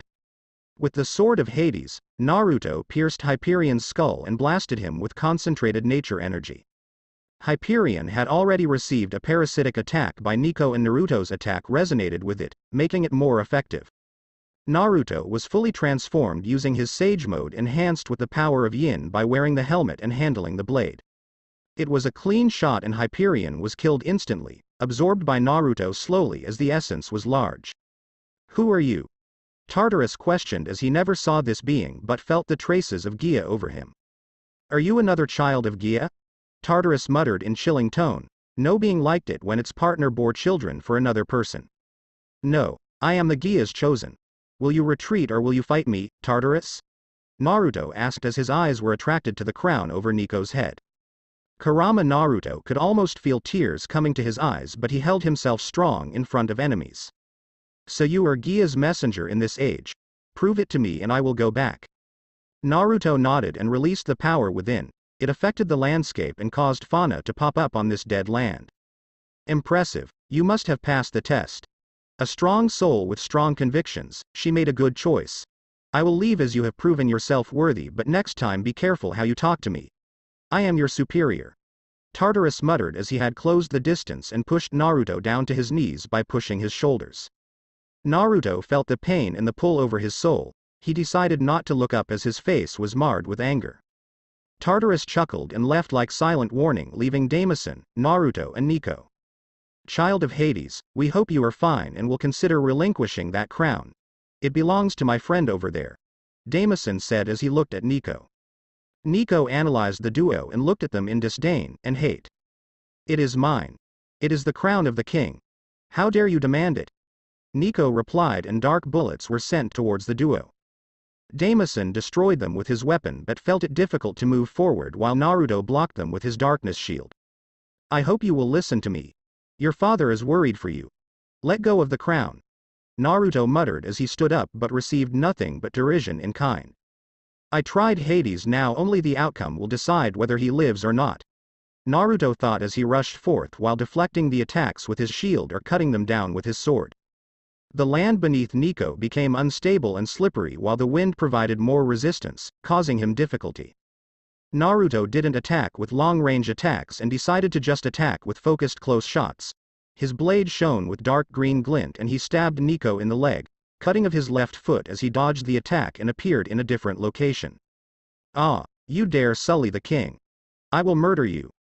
Nico screamed as he unleashed his powers erratically while being strengthened even more by the crown. The power was higher than Naruto's, but the control was non-existent at this rate, and Naruto had resistance to death and decomposition at this point, so the passive effects didn't work on him. Too much power isn't good when there is no control behind it. The situation is similar to mine when I was a kid. Naruto thought as put the sword through Nico's abdomen and caught the crown. Naruto kicked Nico away while holding it so it came off along with some of Nico's flesh and hair. Finally, I have gotten you, my friend. Naruto muttered as he removed the skin and hair, but then his attention was taken to Nico. Nico was unconscious and his body seemed to be disappearing. Naruto quickly acted and pulled on the connection. Nico had become a being of darkness. His body had been flooded with energy, so he was comprised more form than energy than flesh and blood. Naruto connected with the yin energy and absorbed Nico into his soul, giving him sanctuary. Naruto let out a relieved breath and sat down, and started laughing in joy. Wake up, Kurama. I might need your help. Naruto called out, but there was no response. He couldn't feel the connection with the artifact and Kurama seemed to be still asleep from the chakra depletion. It's good. At least he is here with me now. Naruto smiled happily as Ella crushed into him while pouting. The crown has awakened completely, wonderful. Soon it will walk back into my hand, but before that let us handle the rest. Zeus was happy at the progress and looked down at Jason. Zeus held his hand as the artifact devoured him along with the rest of his kin. You have done well, my son, rest now. Zeus muttered as he ate the necklace along with the artifacts from Leo and Piper. His form shimmered with power and a wide smile was plastered over his face. If this is from only 3 minor artifacts, then what will it be like when I get the crown? Zeus asked in an excited tone and flashed away like lightning, destroying all traces of the children. Naruto felt some weight of his shoulders as he regained a part of him, even if he was not able to utilize it at the moment. Just by having the crown, Naruto was receiving a passive boost to his powers, but he was unable to fuse it to his body. It had some unknown runes over it, which was the cause of the resistance. I will need the other pieces to see if I can absorb them. Naruto thought as he didn't want to devour Kurama by mistake, and he was content at the moment as he was stronger than ever without using any form. His power with Sage mode alone was similar to when he utilized Biju mode, and it was growing ever so slightly with every moment. Nature was limitless and so was his strength. He just had to ask and the call will be answered. The connection was becoming stronger along with the compulsion, but Naruto's will was unbreakable, so he was alright. It seems you didn't need our help at all. So thank you for helping me get out of this place. Medusa said as she looked down on Naruto as he was being embraced by Ella. No problem. You were friend and I didn't expect the order of events either, so it was just good luck. Naruto replied with a smile as luck seemed to be shining on him finally. I will try to repay back the favors I owe you in the world above, so don't hesitate to ask. Medusa said in a calm manner as she didn't like owing favors, they can be misused. Naruto nodded and stood up. He felt that his power was closing his best. He was filled with energy and his yang energy was bursting after devouring the essence of Hyperion. Naruto looked at his hands and saw that it was breaking down into golden energy with a green and black tint. He felt it was natural and his physical form broke down, leaving just energy, and with a thought he was once again whole. This is really useful. I can just let attacks pass through unless they target the soul. Naruto thought as turned to the group. Let us rest for a while and then we leave. After saying his message, Naruto sat down in a lotus position and meditated. The group relaxed in the area close to the gates of Netherworld where the land was black, the air was poisonous and purplish. The battle had actually clearly out the impurities as Hyperion was light and his attacks countered the darkness from Tartarus. The crater formed by Hyperion's attack would be able to support natural life, if taken care of. Naruto entered his soul space and walked towards Nemesis, who was happy at his success. The world craves balance and finally you have received the luck you deserve after the bad luck. How does it feel now? I can see that it is still far from your best but soon we can stand on the same level and then all your problems will be easy to handle. Nemesis said with a smile, which was filled with genuine happiness for him. Naruto was mesmerized by her smile and it was like the first time that he was actually seeing her. He had been blinded by rage and despair but the light of hope was shining bright and now he could appreciate the beauty of the person that supported him. Nemesis wore black clothes, her eyes were black to signify vengeance and it called out to those souls lost in rage and she had long black hair. Thank you for all your support. I don't know if I would have succeeded without you. Naruto responded with a smile as he knew he would have most likely succumbed to the wrath of nature without her company. There is no need for thanks and I quite enjoyed your company. I was interested and did this on my own violation. Soon you can meet Aunt Gia. How do you feel? Nemesis teased as she whispered into his ears while hugging from behind. Naruto didn't know how to respond as he felt his heartbeat quicken at the thought of meeting Gia after so long.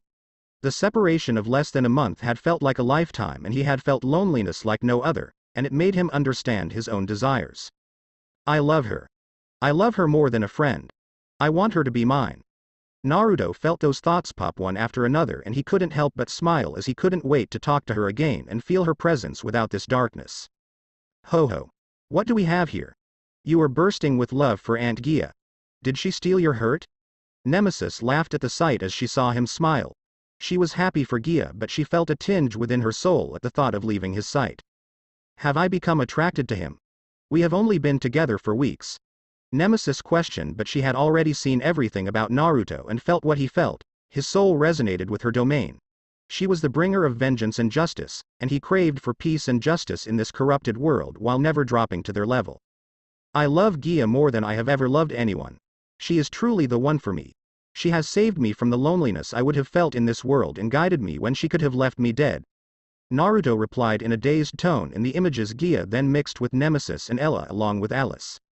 He felt awake and looked away as he realized that he felt slight attraction to Nemesis as well. He loved Gia the most but that didn't mean he didn't appreciate the others, especially Nemesis, since she was there in his time of weakness. Once again thank you for your help. I hope we can be together even after we leave this place. Of course we will be together. Your goals are part of my domain and you might need my help as Tartarus want like this relation. Nemesis reminded him of the primordial abyss that would be filled with anger once Naruto is together with Gia. I will handle him when he actually grows some ball to break his father's laws and enter the world above in his real form. Naruto replied with a chuckle as he felt it was impossible for Tartarus to act as his mere presence would destroy the planet and he was the abyss, the monster pit.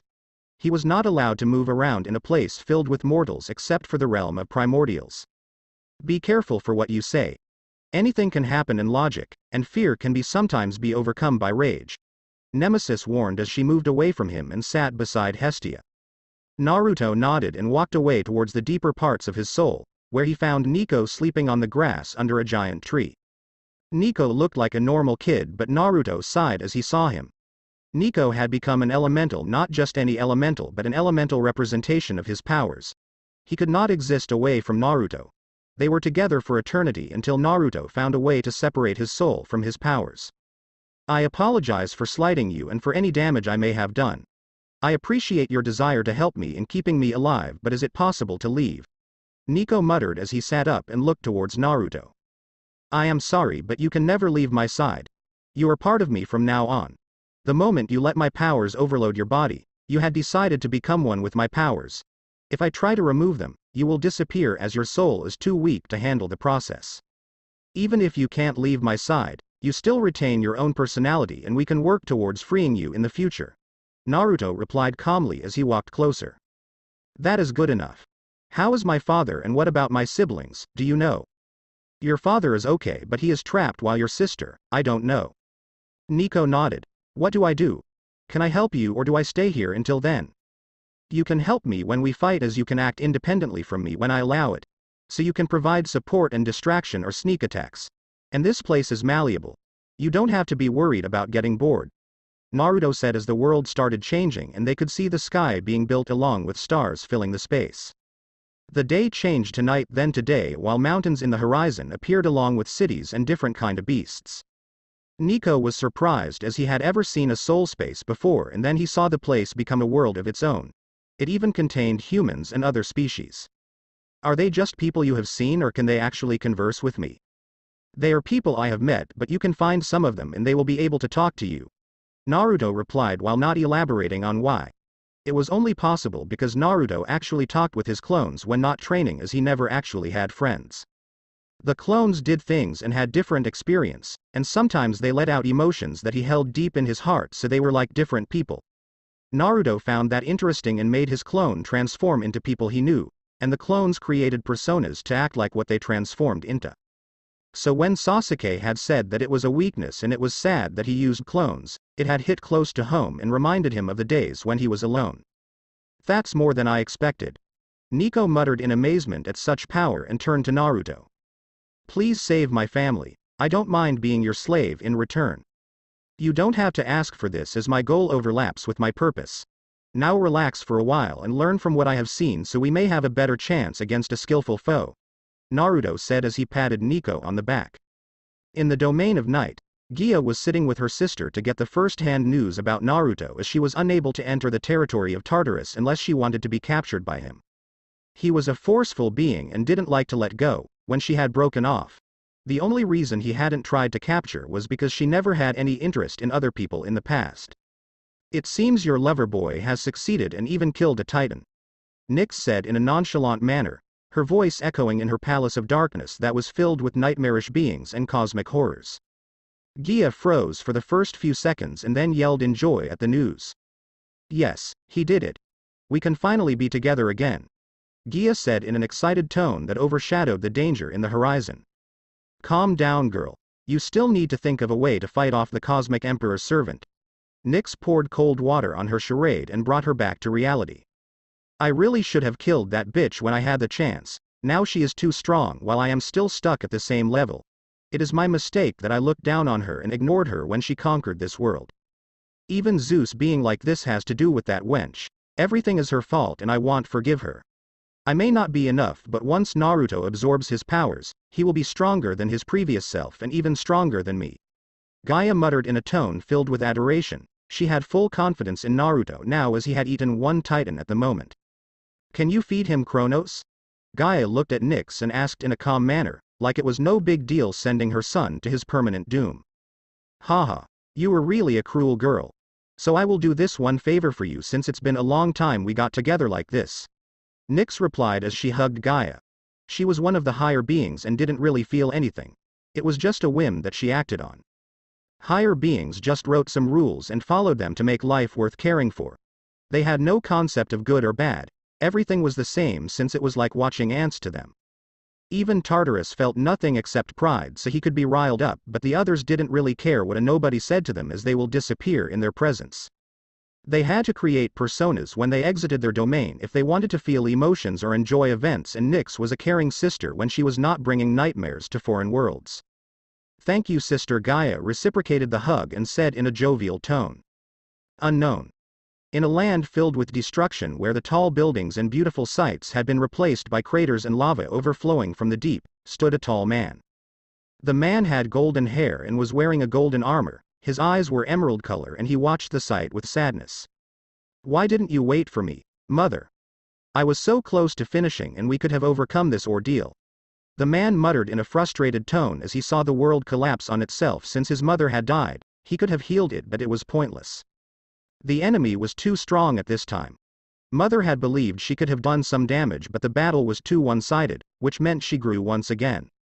Can father really win, if I save him? The man thought as he looked towards the moon, which had been destroyed some years ago when a woman clad in light green chakra had fought in this world after going insane hearing about his father's death. She will be great help, but it could make it worse if father doesn't accept her. Well, there is no other choice, sacrifices have to be made. The man mused and his hand shone with golden energy, which caused the space around him to churn, and he walked through a portal to the unknown land of his father that he never met. How is Naruto doing now, I wonder? Steno muttered as she held her daggers that sucked the blood of her downed enemies. Careful, sister, don't get distracted now. Urieli replied as she shot down her foes with her bow as she ran around the battlefield. The duo was in the mountainous region of the Himalayas where they found the lunar bow for Urieli, which would allow her to fight alongside Naruto.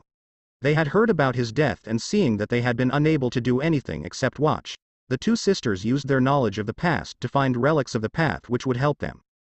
These enemies aren't a threat, so I can think of anything I want. I believe he will be out soon, so we should find one of the Demas and take back his powers. Steno muttered in a confident tone as every kill empowered her and her daggers pulsed red. She was getting tired of killing the giant beasts one at a time, so she released a blood-red pulse of energy which cut everything in its path. Careful, you almost hit me. Urieli complained as she took flight with wings appearing behind her back provided by the bow. No need to overreact, sister. I know you can fly, so I don't need to worry about attacking like this. Now let us rest and tomorrow morning we hunt the hunters. Steno said with a sweet smile as she pictured Naruto embracing her and thanking her for the help. In the underworld, the group stood behind Naruto as he shone golden and covered them all in his aura. Once the safety precautions had been taken, they walked through the dark portal without hesitation. The tainted presence of the abyss was repelled by the light and they arrived safely in the Sahara Desert.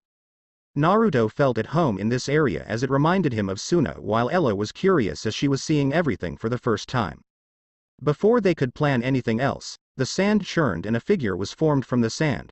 Naruto signaled for the others to relax and his face was all smiles. Gaia, Naruto muttered in a gentle tone as he walked forward in slow steps, afraid she might be an illusion. It is nice to see you again, Naruto. I hope you are fine. Gaia acted in a regal manner, hiding the burst of emotions that wanted her to act like a maiden in love, but she thought it will make Naruto think less of her. I am doing fine and I am sorry to have worried you, Naruto replied as he hugged the doll-sized Gaia. I will never think less of you for acting like that. I would be over the moon if you would show those emotions to me. Naruto whispered into her ears, causing her to look up into his eyes, which shone with pure emotions of adoration for her and her alone. Has the connection between us deepened so much? I love you and I have loved you since you stayed in my domain.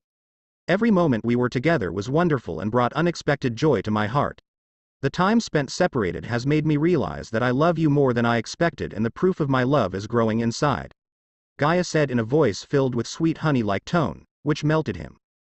Naruto was surprised at her response and felt his heart cry out in joy and happiness. He felt fulfilled as he finally found his partner in life. I love you too. I didn't know what it felt like before, but since we have been separated, I realized how important you are to me. I accept the naughty part of you so you don't have to hide it. You are the first person I have loved and I hope you will forgive me for being me. Naruto replied honestly as he shared his thoughts with her.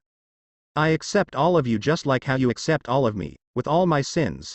Kindness is part of your nature, and in time weakness people do find attracted to their supporters. It is your choice if you will accept them, but I hope they are the last and you will not accept others anymore. You have to understand that nobody likes sharing their lover, just like how you will never like it. Gaia replied calmly. I understand, so please never mention such a thing. I will never do anything to bring harm to you, but it needed to be said. Gaia said as she put her hand on his cheek and his body morphed back into his original form without all those extra parts. Thank you, no need for thanks between us. Now we need to act quickly as we don't have much time. Send your friends to meet Percy Jackson as he should be easy to convince while you need to go meet Hercules.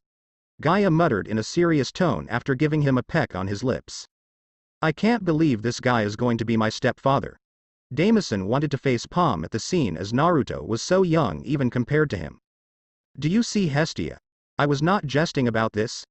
Nemesis said in a teasing tone as she stood behind Hestia. I can see and I am happy for him. Is that so? Nemesis said as she stared into her eyes and Hestia looked away as she disappeared since her role was over. Nemesis chuckled and also left since her guidance was not needed anymore. I hope you will succeed and we can meet again. Naruto informed the group and they agreed to his request, even thought Ella insisted that she wanted to come along with him. Naruto convinced her with his loving words and she went along grudgingly while he flew towards the island where Hercules spent his immortal life. Naruto arrived in the Mediterranean Sea instantly with his insane speed, where he saw a small island in the Pillars of Hercules. Hercules wasn't hard to find as he was sitting at the edge of a cliff watching the waters with a dead look. Naruto could see the misery and despair along with untapped rage in his aura. What a sad man. Hello, Naruto muttered as he floated in front of him. Hercules looked at him without a change in expression and sighed. Are you here for this? He said as he held his hand for Naruto to see the gloves. Yes, and what will you give in return? What do you desire? I desire many things, but will you fulfill them? I will fulfill things that don't go against my principles. I want to die. I want the Hera and Zeus to die and I want to meet my children and wives. Can you do that? Hercules looked at Naruto, with a tinge of hope as he could feel immense power from the artifact and Naruto. He knew the artifact was dangerous and he hated Zeus to the bones, so he never trusted him. Regrets had piled up over the years and only disastrous things happened in his life. Good things were few and far between, and didn't last long. There were so many times that he wished his mother's husband was his real father and he would never have suffered so much. He had cursed Zeus for being a filthy bastard so many times for raping his mother and destroying her life, but he could never do anything. He had hoped to see his family in the underworld, but he was cursed with immortality and sent to this island with no hope of ding or escape. I will kill them for you and I will send you to your family. What do you want first? Do you want to die now or watch them die? Naruto nodded and understood that not everyone was okay with immortality, especially when everything they cared for was dead. Hercules smiled and tears dropped from his eyes as life was brought to them. I wish to die. Seeing my family is more important than anything else. Naruto extended his hand and took the gloves while piercing Hercules with his left hand, and taking out the immortal essence from his soul. Thank you, Hercules muttered as his body slowly vanished and he was sent to the underworld, to the field of heroes where he could find his wives and the rest could be arranged by Hades. Naruto watched as a sad existence died while feeling satisfaction. It was a first as he had never encountered this situation before. Naruto had many firsts since he arrived in this world. Losing his power, making friends with mythical beings, fighting a good person that wanted to kill him, falling in love, dying, traveling the underworld, devouring his foes and coming to terms with reality. It was a lot within such a short time that it felt like years had gone by. I thought he would wish to see them die, but it seems I still have more to learn. Naruto muttered in a calm tone. I had not even expected him to be sane enough to choose such a thing. I believe he would fight like a madman like his glory days, so it has nothing to do with experience. People don't always do what you had expected from them unless you read their minds. Gaia said as she sat on his head. She was one of the biggest reason Hercules trusted him. But it is suspicious. How did Zeus not know that Hercules hated him so much that he would not fight for him? Naruto muttered as this question was confusing him. Maybe he actually believed that Hercules only hated Hera and liked him for the gift of immortality. You know, they can be stupid most of the time. Rarely do they have smart moments. Could be. We will only know when we meet him. Naruto said as he landed on the cliff and sat down in a lotus position while concentrating on the artifacts in his possession. On the other hand, with the rest of Team Naruto it was a bit more demanding. They came just in time before Percy and his team was forced to utilize the artifacts to kill the anti-Poseidon giant. They took the giant by surprise and easily disposed of him with their power, especially with the help of Dameson. Medusa, a harpy and a giant. What do they want? Percy was wary of the helpers and took a defensive stance along with his team. Thank you for the help, but what do you want? Percy questioned as he didn't think they were here for the giant. Perseus Jackson, we meet again. You are lucky I have changed, or else your entrails would on this ice floor without your knowledge. Medusa muttered as she had covered the distance between them without him realizing. Her claws were touching his face and her tail was pointing at his friends. Medusa, get back here. Let Ella do the talking. Ella said in a commanding tone as she walked forward while Dameson watched the surroundings. We want the artifacts in your possession given to you by your parents. You are lucky not to have used them, or else you will have to die, as they would have made you crazy. They are part of my partner and he needs them to be complete. Give them to us and we will do you no harm. Ella said in a confident tone as she extended her hand, waiting for them to give it her. Percy stared at the harpy and was surprised that Medusa complied. She is the leader here, but who is her partner? Father was acting weird when he gave it to me and said if it acts suspicious, throw it. I did feel a pull on my mind when we were losing, so it does seem like they are telling the truth, but are they good people or dangerous people? Percy was hesitating at the severe lack of information, but Hazel came to the rescue. Did you meet my father? Hazel asked as she felt a familiar aura from them. We met your father and he told us to save you, which is the only reason we haven't killed you already for not giving us what is ours. Time is running out. We need it or else Zeus will kill you all and take it. Percy looked at Hazel and then to Frank. Okay, but I want to meet with your partner. No problem, Dodge, Damison yelled, and they all jumped away. Percy looked at the direction from whence the attack came and saw an unbelievable sight. It was Apollo. What are you doing? He demanded as it would almost killed him. Kid, I cannot allow you to give it to them. The man they serve brings an end to the age of Olympians. He will kill us all. Apollo replied as he knocked another arrow. Don't listen to him. He is just a puppet of Zeus. Your death is unavoidable if you support him, as they will kill you while we are letting you live, and think of what good they have actually done. My master will bring peace to this corrupt world so that tragedies like you will not happen. Plus your father is already dead at the hands of Zeus. Ella said as she took flight while dodging an arrow and attacked with her whip. Damison didn't hesitate as he jumped high into the sky and fell down with his spear pointing at Apollo, but was blocked by Ares, which caused them both to fall into the ocean. Percy and his group watched as the situation turned chaotic while felt pure shock from the news of his father's death, but he didn't even time to mourn as the fight was too destructive to be around. We will help them fight against Apollo, Hazel said as she looked at them, and the boys nodded, as Percy already had warnings about strange things and Hazel was more trusting of them because of her father's aura. The battle was not easy and the trio was forced to utilize the artifacts for the fight, causing them to be fused with it. What a bloody disappointment. I had expected at least some sort of fight, but this was not planned.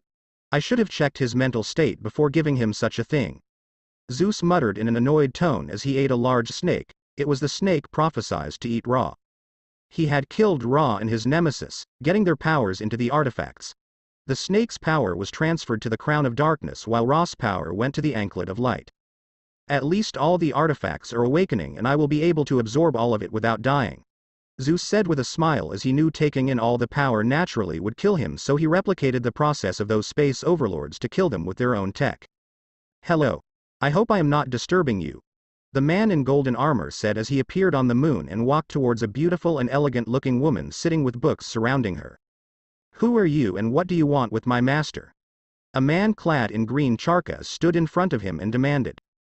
I am here to give you what you want. Look at me and you will understand. The man didn't fear anything and answered.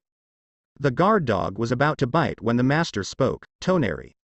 The voice was so delicate but carried power that Toneri was forced to stop and the woman stood up. She wore a black dress with the insignia of the sage. Her expression was calm, but the man knew she was insane and any wrong action would lead to a disastrous fight. She walked in such a regal manner that it mesmerized the onlooker, and the man in golden armor knew when to appreciate beauty, but he didn't dare hit on her because of personal reasons, not power. She walked to him and touched his cheeks with her delicate hand. The man didn't resist. Who's the wench that bore you? Someone better than you, the man replied unconsciously as she disrespected his mother. Oh shit. The man felt the slap and had to adjust himself in space to avoid flying across the stars. Ah, I am sorry for that, but you really need to learn some manners, child. Now, where is my beloved? The woman demanded as her eyes shone with emerald energy and the man could see the deep dark obsession within her soul. He looked towards the planet and saw it prospering. Well, she is sane enough to not destroy the world, so I am good. Father, I apologize, but this for your own good. Mother, I apologize for bringing this calamity over you, but I believe it should be too dangerous. This is proving harder than expected. I can't seem to find a way to do this safely. Naruto muttered as he stood up. The process to procure chakra had been a failure and he didn't even find a way to break these seals. No need to be distressed. Our friends have found a peace, so let us go to them, Gaia said as she felt the Gorgon sisters searching for Naruto. Show me the way. Naruto muttered and Gaia shared the location with him. He rose into the sky and flew towards them. Within moments, Naruto arrived at the place of slaughter. Hunters' bodies were strewn across the mountain as the Gorgon sisters bled from the many arrows lodged into their bodies. Naruto even saw the body of Artemis on the ground with a blood-red spear piercing her skull. He didn't know what to feel at the scene. It was what he never wished to experience, but once again he was seeing such a sad reality. Naruto rushed to the girls with worry on his face. They were his friends and his first priority. "Stino, Urieli, are you okay?" Naruto muttered as he got down to his knees and put his hands on their shoulders as they were sitting on the ground back to back. "Naruto, I am so happy to see you again. I thought I had died before that happened with our current state," Stino said in a tired tone and with difficulty as she smiled at him. "Relax. I will heal you too and then we will talk," Naruto replied in an assuring tone and his energy covered them both. "Here, this is yours." Urieli passed him a green bow which she was holding onto tightly. "Thank you for your assistance, but you need to be careful about your life. I would not be happy if you had died," Naruto said as he took the bow and felt a strong connection since it was his natural element and he had grown even more in this elemental root. "Hehe. I am happy if you are pleased with this gift. It's a first after so long that we did something so heroic and not actually bully some weak demus. Look, we defeated an Olympian, can you believe that? It's freaking awesome," Urieli said in an excited tone as her energy was being recovered by Naruto. "I can see that and you did superbly. It is awesome and you can be proud of it," Naruto replied with a smile and pinched Urieli's cheeks. "Can you be quiet? Let me heal in silence and we can talk later?" Stino said in an annoyed tone as Urieli was moving around too much causing her pain. The duo nodded and Naruto healed the girls in silence in a field of death. After a few minutes, the girls took a short rest while Naruto took the bow and the gloves to try and take the power back. It was a slow-going process, but he was able to absorb the items as they resonated with each other. Once the artifacts fused into his soul, turning into pure energy, Naruto guided it to rebuild his body. The chakra took in the foreign energy and strengthened, after which Naruto remade the chakra system. It took him an hour to finish and he was filled with sweat. His body was burning from inside as it went through the transformation while he was conscious, but he was happy as he was finally close to being complete. "I didn't know how much I missed my chakra before now," Naruto thought as he felt his emotions raise so much by just remaking his chakra system. "What happened? Did something go wrong? I can't feel our energy anymore." Stino stood up and walked towards him in a hurried state as she felt worried about his health. "Nothing went wrong. I just remade the energy system that I originally had, so you might not be able to sense it, but you should be able to see that I am stronger now," Naruto muttered as he took her hand and she felt how solid his hand felt, no matter how much she squeezed. "That's good, you had me worried. I apologize," Naruto replied as he felt he should have told them that he might change to avoid worrying them. Hey, don't forget about me. I am still here and can we get our reward now?" Urieli separated them both and asked in a jovial tone. "I didn't forget about you, so what do you want as a reward?" Naruto asked in a gentle tone as he flicked her forehead playfully. Stino looked at Naruto and then towards Gaia sitting on his head. "I don't think he will accept as lovers truthfully and it will bring him pain. She won't make it easy for us either. It is better to be indirect about it and seduce him when we are in a peaceful environment." Before Urieli could say anything, Stino blocked her mouth and said, "We want to be your maids and serve you once you take the throne of Olympus." Naruto was surprised at her words as he hadn't really thought about this issue. Who will take the throne? Is there anyone worthy? They will only cause more trouble later on, so she is right, I should take it. Naruto thought about the different scenarios and couldn't find anything positive happening when he wasn't in control. His mind had lost his optimistic side and now he was filled with pessimism concerning others. "Okay, but you don't have to really work. You are my friends, so you could have just asked to stay in the palace. We want honest work. It's boring without a purpose," Stino replied with a smile, hiding what purpose she meant. Naruto felt danger and quickly erected a golden barrier to stop the attack. The barrier was hit by large needles filled with large amounts of energy. Naruto looked above and saw an unknown figure. It was a woman wearing a mask and only her eyes were visible. Her arms had a strange weapon that shot the needles, and she was wearing a purple cape. She had a golden scepter in her right hand and 2 lances floating behind her along with golden armor for her legs till her knees, which made her feet sharp like blades. Naruto could feel a connection to her and knew she had a piece of his power inside her, but this transformation was much more extreme than anything else he had seen. It is Hera Gaia provided as she analyzed the woman. Naruto, we feel you are a good person, so let those wenches die for the sin of killing our child. Hera muttered in a calm tone as she looked down on Naruto, literally and otherwise. I can't allow that, and you may have good feelings about me, but I do not have anything good to say about you. You owe a blood debt to Hercules and I will fulfill his wish. Naruto replied as he walked out of the barrier, leaving the girls under protection. His body changed and was covered in his golden chakra once again, but with a slight green and black hue. The chakra was much more potent than before and the cloak a lot more solid and malleable. He had learned a lot from fighting with weapons and armors, so his chakra cloak changed into an armor to enhance the defense and offense. You would go against us for those monsters, have you gone insane? Hera said in disbelief as she shot the lance behind her at the Gorgons. Naruto's cloak copied her and a lance connected to his cloak blocked her attack. You are the monster here, while they were forced into it, with hardly any choice, and they wish to change, but I don't see the same from you. Your daughter was there when I died, she knew it was my power, but she still denied my desire, so she deserved to die. Let her stay in the underworld for some time and she might learn something from her uncle, because her father is a blood scum that needs to be eradicated. Why do you still support him when he raped you? Why do you harm the children for his misdeeds? Where is the justice? Where is your fairness when it is your domain? Do you deserve mercy? Naruto muttered as he looked at her with boiling rage, which was induced by each word he said and could be felt by the collapse of the island around him as his energy was leaking. Hera felt the pressure and knew she had low chance of winning this fight, but she felt a compulsion to act. She was the new holder of sand artifact after it had absorbed all the children of Hermes, which had caused it to mutate after eating so much essence, since even Hermes was also absorbed. Hera was not knowledgeable about the fact, and Zeus had gifted her the scepter with a loving smile, and she had taken it like a child, not knowing the games being played. I need to resist this temptation. Why is this happening? Naruto is right and we were wrong.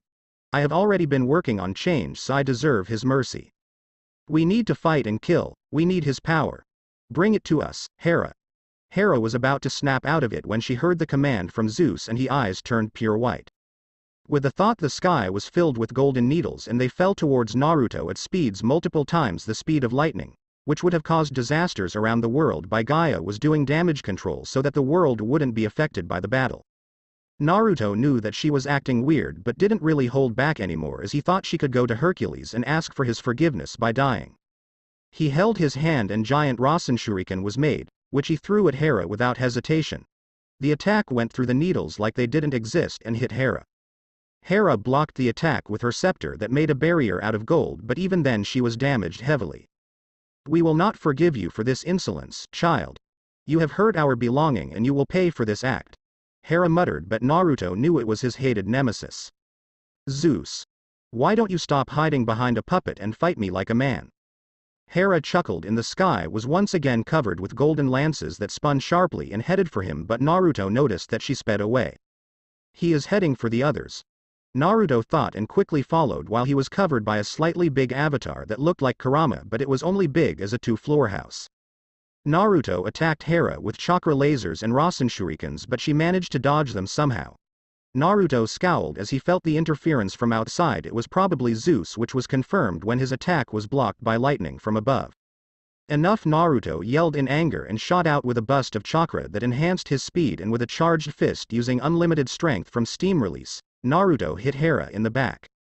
The punch was powerful as it packed a force of 1,000,000 tons, and Hera had no resistance as she was blasted through the icy mountain into the cold sea. They had arrived at the location and Naruto could see his team had been successful, except that the children had already fused with his power. Naruto ignored it as he didn't have time to cry about it and quickly went towards them. While underwater, Hera was in pain and her body was breaking apart from the damage she received. You have done well, now rest and let us take over. She heard Zeus but only felt dread as his hand pierced her heart and she was absorbed without any resistance. The bastard is really fast, and if we hadn't quickly finished of Thor and Odin, he would have taken our prizes under our nose. Zeus thought as he felt his body change and was covered in golden armor with 2 hammers instead of his hands, which were made from Odin's spear, his master bolt and Thor's hammer. Now let's take a shot at the kid. The game is only beginning for us, but it is the end for him. Percy and the group lay on the ground in exhaustion, mental and physical, when they felt the world shake and the mountain close by was destroyed completely by something. What was that? He muttered when he saw a man land in front of him. He looked to be in his 20s, and Percy felt the power radiate off him as he was covered in it. I believe my comrades have already explained the situation, so I will need the items. Do not resist. Naruto muttered as he walked closer towards Frank, since he gave of the feeling closest to him. Before he could reach them, the kids started to fly towards the sky. Naruto quickly reacted and held onto Frank, but Zeus wasn't having any of it, and a giant bolt of lightning covered the area. That destroyed everything, but Naruto protected everyone except for Percy and Hazel, as they were already in Zeus' hands. Sorry, Naruto muttered as he killed Frank painlessly and absorbed his existence because he could feel extreme threat from Zeus. He had even surpassed the level of power Naruto held in 6 paths mode once he ate Percy and Hazel. Naruto was already hurt from the attack that hit him, and it wasn't even serious, so he had no chance but to act, as hesitation meant getting everyone killed. We thought you would fight us without killing the child. You have certainly changed. Don't you think it makes you look like us? Zeus muttered with a chuckle as his body was filled with enormous amounts of power and he felt a great satisfaction. I will be even more powerful once I devour the rest of the artifacts and the boy. Naruto looked at the man he hated the most in his whole life. The hate was so powerful that it even resonated with the wrath of nature, which called out to him and empowered him even more. By absorbing Frank, Naruto had got the yang chakra back into his system, which brought more change than the other artifacts as it was his main element. It was empowered by yang karama and gaining blessing from the sage, making it more powerful than his yin and wind affinity. We will never be the same, so don't try to affect me with your bullshit. Naruto replied in a calm tone, and not be hot-headed as it would lead to mistakes. Naruto started the battle with clones, and it was nice seeing them after so long. He used them to check out his foe and see what he got while he attacked from afar. Zeus was surprised at the scene and watched as a literal army of 1,000 clones attacked him. Interesting. This makes us even more willing to pursue you. Zeus muttered as he spun around in place and released charged electricity that carried enormous power. The clones that were first to arrive were destroyed by the hits from the hammers and the electricity, while the rest stopped and used Rasengan cannon at him. It was a new sight for the people of this world as they saw giant spheres of golden energy fly at blinding speed towards Zeus. The attack caused massive affect on the surroundings. The land was being destroyed and the water was pushed away, which caused giant waves. Not good enough, Zeus said, and Naruto saw him turn into lightning and plow through his clones like nothing. He was alarmed at the ease Zeus destroyed his clones, and it reinforced his view that Zeus had achieved the level of power which was held by him at his peak. But is this his best, or there is more? I can still absorb more energy from nature, so I should win if nothing goes wrong. Naruto thought as made a sword out of chakra and reinforced his strength with steam release, unlimited strength. Then try this on for size. Naruto replied as he flew towards him and slashed downwards with full force using both hands, which forced Zeus to block with both hammers. The resulting impact from the two forces clashing was devastating, and it traveled across the world, bringing destruction as these beings clashed at the speed above light. Buildings were destroyed, mountains, trees and humans were also facing destruction. Gia was unable to exert so much power to stop these effects as she was waiting for the force hiding in the shadows. I am sorry, Naruto, but you are important than those mortals. Gaia apologized in her mind as she watched the battle of the juggernauts. You are powerful, but don't get cocky, brat. Zeus muttered with a smile as above his head red rings appeared and they extended outward instantly, causing Naruto to retreat as they broke through his cloak. What was that? How did it go through my defense? Naruto was alarmed as he now had to completely avoid the attack as it directly affected his body. The rings of energy traveled 100 meters from Zeus and returned back. Naruto tasted his doubts and threw a Rasengan at it. He saw it disappear once it touched it. It negates chakra or any energy it touches. Naruto concluded, and it reminded him of his own truth-seeking balls, except they couldn't negate nature-enhanced attacks. What do you think of this? Isn't it wonderful? We made this from your body, energy and last memories while improving it a bit. We had already planned something like this, but you made it into a reality.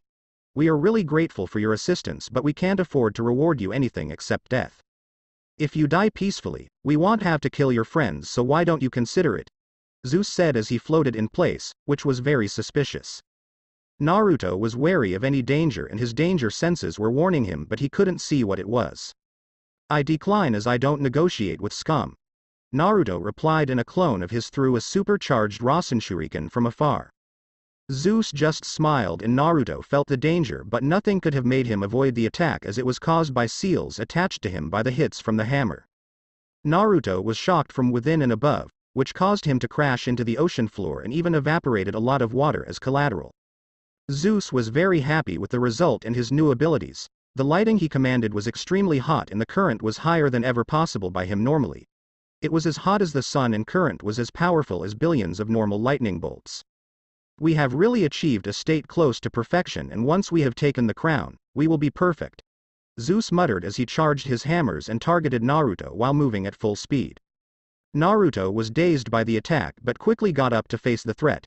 His avatar rose up and blocked the attack with a shield. Naruto focused on the defense while he controlled the wind.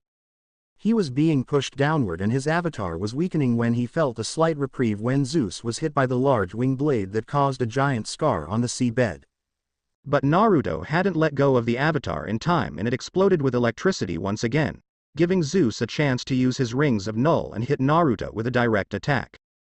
Naruto felt his body break apart as he was hit by the hammer. His body scattered into energy and reformed slowly as the energy in the battlefield was affecting him. This gave Zeus the chance to bag the crown and he rose into the sky with a joyous expression. Victory is mine, child. Now you shall witness the birth of a perfect being. Zeus muttered as he ate the crown. Naruto saw with horror as an energy barrier formed around him and such enormous power pulse was let out that he had to brace himself. Such power, it is more than what Yin Kurama should have held. I need to act quickly. Naruto thought as he was given breathing time because Zeus was too confident. Naruto made clones and had them sit down with him. He opened his soul to nature. The land, the water, the plants and animals along with stars and planets in space. The power of nature was endless and Naruto was going to be the conduit of such limitless power as he was the nature lord. I need the power, so become one with me. I will not bend to your will but you will bend to mine. Naruto clenched his teeth and thought as large energy entered his body. The chakra cloak became much more solid and the energy around him had become enormous. He was bursting at the seams and if he wasn't already an immortal being he would have exploded. Now there is nothing that can fight me. We are invincible. He is just a bug going against the flow and it is time for him to know his place. Face our wrath, face our rage and burn. Naruto thought as he took off at extreme speeds, but the land didn't even feel a thing as he was one with it and protecting it from his movement and force. Zeus had gone through a transformation and was now holding a giant blade while his body was mostly energy now instead of pure flesh. Perfect, Zeus muttered in an arrogant tone before tragedy struck. Naruto slashed at him with his blade and he wasn't even able to react. Yes, perfect. We are perfect. Naruto muttered with a smile as Zeus was cut apart to the conceptual level with a look of horror on his face. The battle was over but Naruto was losing to the tide of the world. His body was becoming a vessel for the world and he was barely hanging on. He was frozen in the sky while Zeus' body fell into the ocean.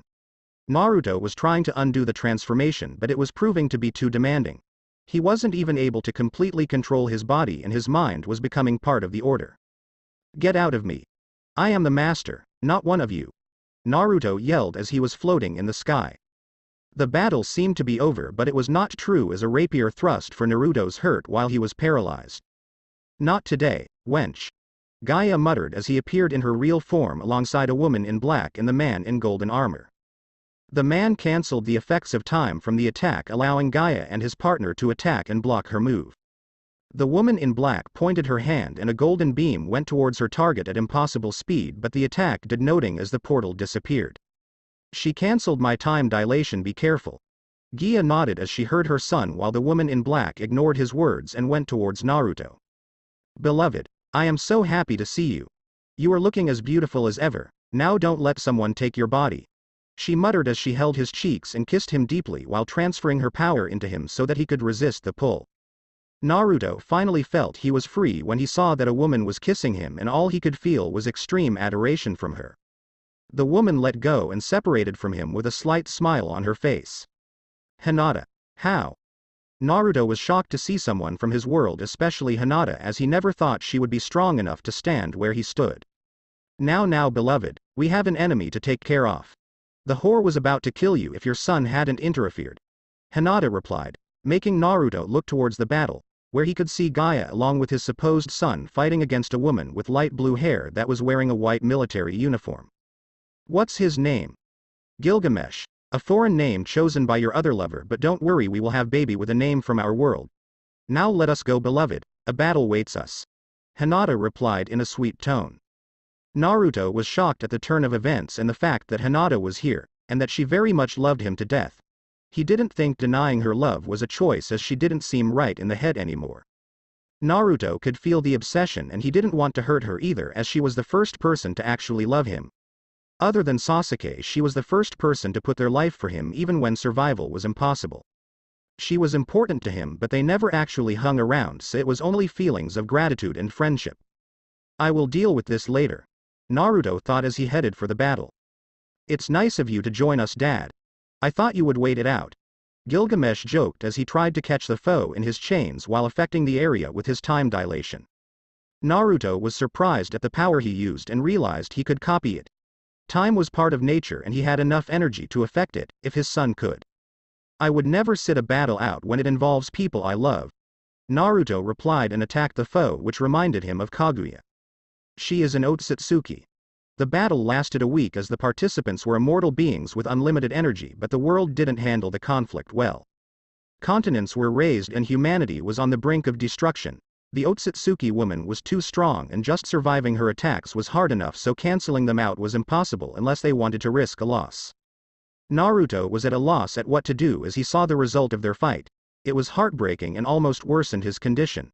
His body was littered with wounds that were slowly healing because of the affect of the foreign chakra inside his system. Father, chill, just follow my lead. I can't do it alone, but with your help, it should be impossible. What? We will reverse the time for the planet alone while leaving out all of us, Gilgamesh said as he pointed at them and the chained woman. Okay, lead the way. Naruto's heart lightened up as he felt happy that there was a way and proud at the accomplishments of his son. My son, with the work of the duo the world returned to what it once was, without the catastrophic damage, and they even healed all the damage done by the mortals. You know he is still alive at the bottom of the sea. What are you going to do about him? Gaia asked as she mentioned Zeus, who was still struggling under the ocean. I could torture him for a long time, but that will make me like them. I do not enjoy watching others in pain and suffering, so let us free him of his misery, Naruto replied as he flew down towards Zeus. Naruto found Zeus in two pieces but still very much alive. He had an expression of fear and hatred on his face, but he couldn't speak anymore with the damage done to him. I will never understand why you did this. You had everything, but you just had to throw it away for some power. You had everything, but you still liked to cause suffering to others. Did it bring you joy? Why couldn't you live without hurting others? Know that this would not have happened if you had been a decent person that day and helped me instead of killing me, Naruto muttered as he placed his hand on Zeus and devoured his existence. With this act, Naruto was finally complete. He felt the six paths chakra in his system and he felt power beyond anything he had imagined. With his power now, only the Otsutsuki woman would be his equal. Naruto entered his soul space and walked towards the center. He found the children talking with Nico and he waved at them but didn't stop as he wasn't needed to give any explanations. He finally arrived at a place where there was a fluffy mountain of 500 meters size and it was snoring peacefully. Wake up, furball. You have slept for too long, Naruto yelled as he poured his chakra into Yin Kurama. What? Kurama muttered sleepily as he moved his head towards Naruto and felt surprise at the changes. What happened since I was asleep? You look so much older and not so human, Kurama muttered in confusion as he looked at his partner, who had changed too much that he wouldn't have recognized him if not for the sage chakra as appearance can be taken. It's a long story, so I will explain to you later, but for now know that we are in a new world and I fought a lot of battle fighting to get back my power in you, Naruto replied with a chuckle as he felt really happy at the moment. That is so confusing. Just explain it slowly later. Kurama just shook his head, causing Naruto to laugh and give him a hug. Some hours passed by as the group rested and then Naruto flew towards Mount Olympus. It had barrier protecting it, but Naruto easily entered without any hindrance. He didn't hide his presence and walked like he owned the place, while Hinata and Gaia walked beside him on both sides along with Gilgamesh, who was following behind them. It is a nice place but the people here are quite ugly. Hinata muttered as she looked around. You are right, they are quite ugly, Gaia said while not looking at the woman who fought beside her for the survival of her lover. We could be good friends if she would just know her place. Unlike the others, she won't be satisfied being second fiddle and she has the looks to fight against me along with a connection that cannot be replicated. Gaia thought while outwardly she only showed a smile. Naruto concentrated on the area and had his chakra infiltrate the whole mountain, destroying the seals that kept people enslaved or caged to the area. With his presence so clear, the inhabitants were not happy at the intruder. They would have known about the battle but time had been reversed so they were clueless and arrogant. Naruto saw Ares and Athena along with some other immortals. Not many were left as Neptune and Zeus were already part of him along with Hera and Apollo. On whose authority do you walk here? Ares demanded as he unsheathed his blade. On my authority. I won this world now and you will be judged by my laws. You have been unrepentant about your sins, never regretting them or trying to fix them and caused pointless deaths to your own children. It is time for you to die as your life is worthless, you bring nothing but evil in this world. Naruto muttered in a confident tone. His words were heard everywhere where supernatural beings existed to let them know of the new world order. Ares and Athena had no chance of even voicing their opposition when they were pierced by golden blades and absorbed into Naruto, making him even stronger. Naruto had learned through these experiences, there was no such thing as enough power and there was always someone stronger. The Otsutsuki were still a threat and he didn't think he could fight the monster that made Kaguya go mad. No need to be stressed. I have my partners by my side and I should be able to find a way. I should have enough time to grow strong. Naruto put the threat on the back burner as he knew it was in the future, especially since he didn't think the king would be allowed to enter this world. Gaia. Do you know the Otsutsuki king? Is he allowed to enter this world? Naruto asked as he walked into the throne room followed by the servants that were waiting for the new rules, but they were already happy at seeing the death of the Olympians and the aura of Naruto was very calming to them. He is a monster that stands equal to my sister, Nyx. You don't want to fight him and you don't have to worry about him as he isn't allowed to move into other dimensions because of his power. Gaia replied as she told him about the information that she knew from Nyx. But he can send his people to hunt us down. Naruto muttered and Gaia didn't respond as she knew he was right and they might already be in trouble with her father. You don't have to worry so much, beloved. Together we can overcome all obstacles. There is nothing we cannot do. Hinata said as encouragement and she believed every word she said, she was just that confident in them. Father, she is right, you know. Just work on it together and we will overcome the problem makers. Gilgamesh also added. Thank you all for your words, I feel much better now. Naruto said with a chuckle as he didn't really feel down and was just saying facts. They sat down on the thrones as their body grew into a titanic form to occupy the seats. Naruto sat in Zeus' seat while Gaia took Hera's place and Hinata to his left.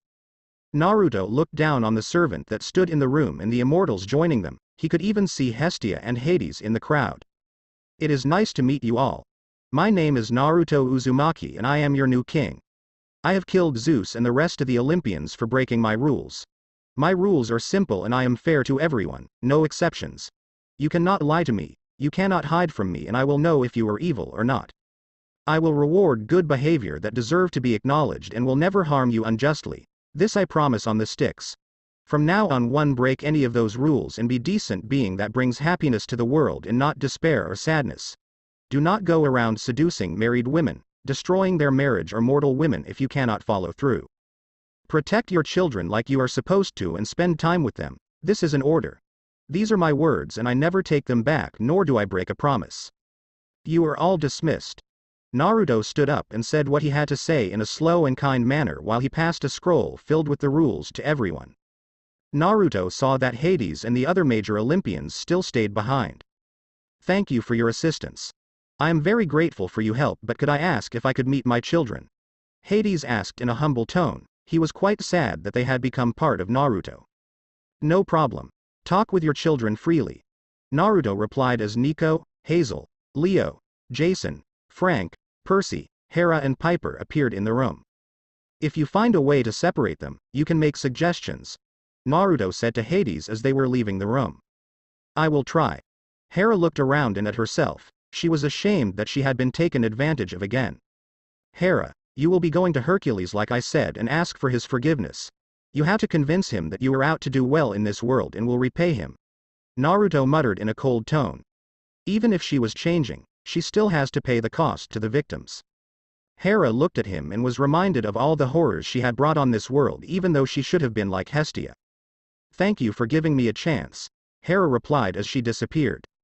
You are still too nice, beloved, but that is what I love about you, Hinata muttered as she saw him spare Hera. Now what will you do, beloved?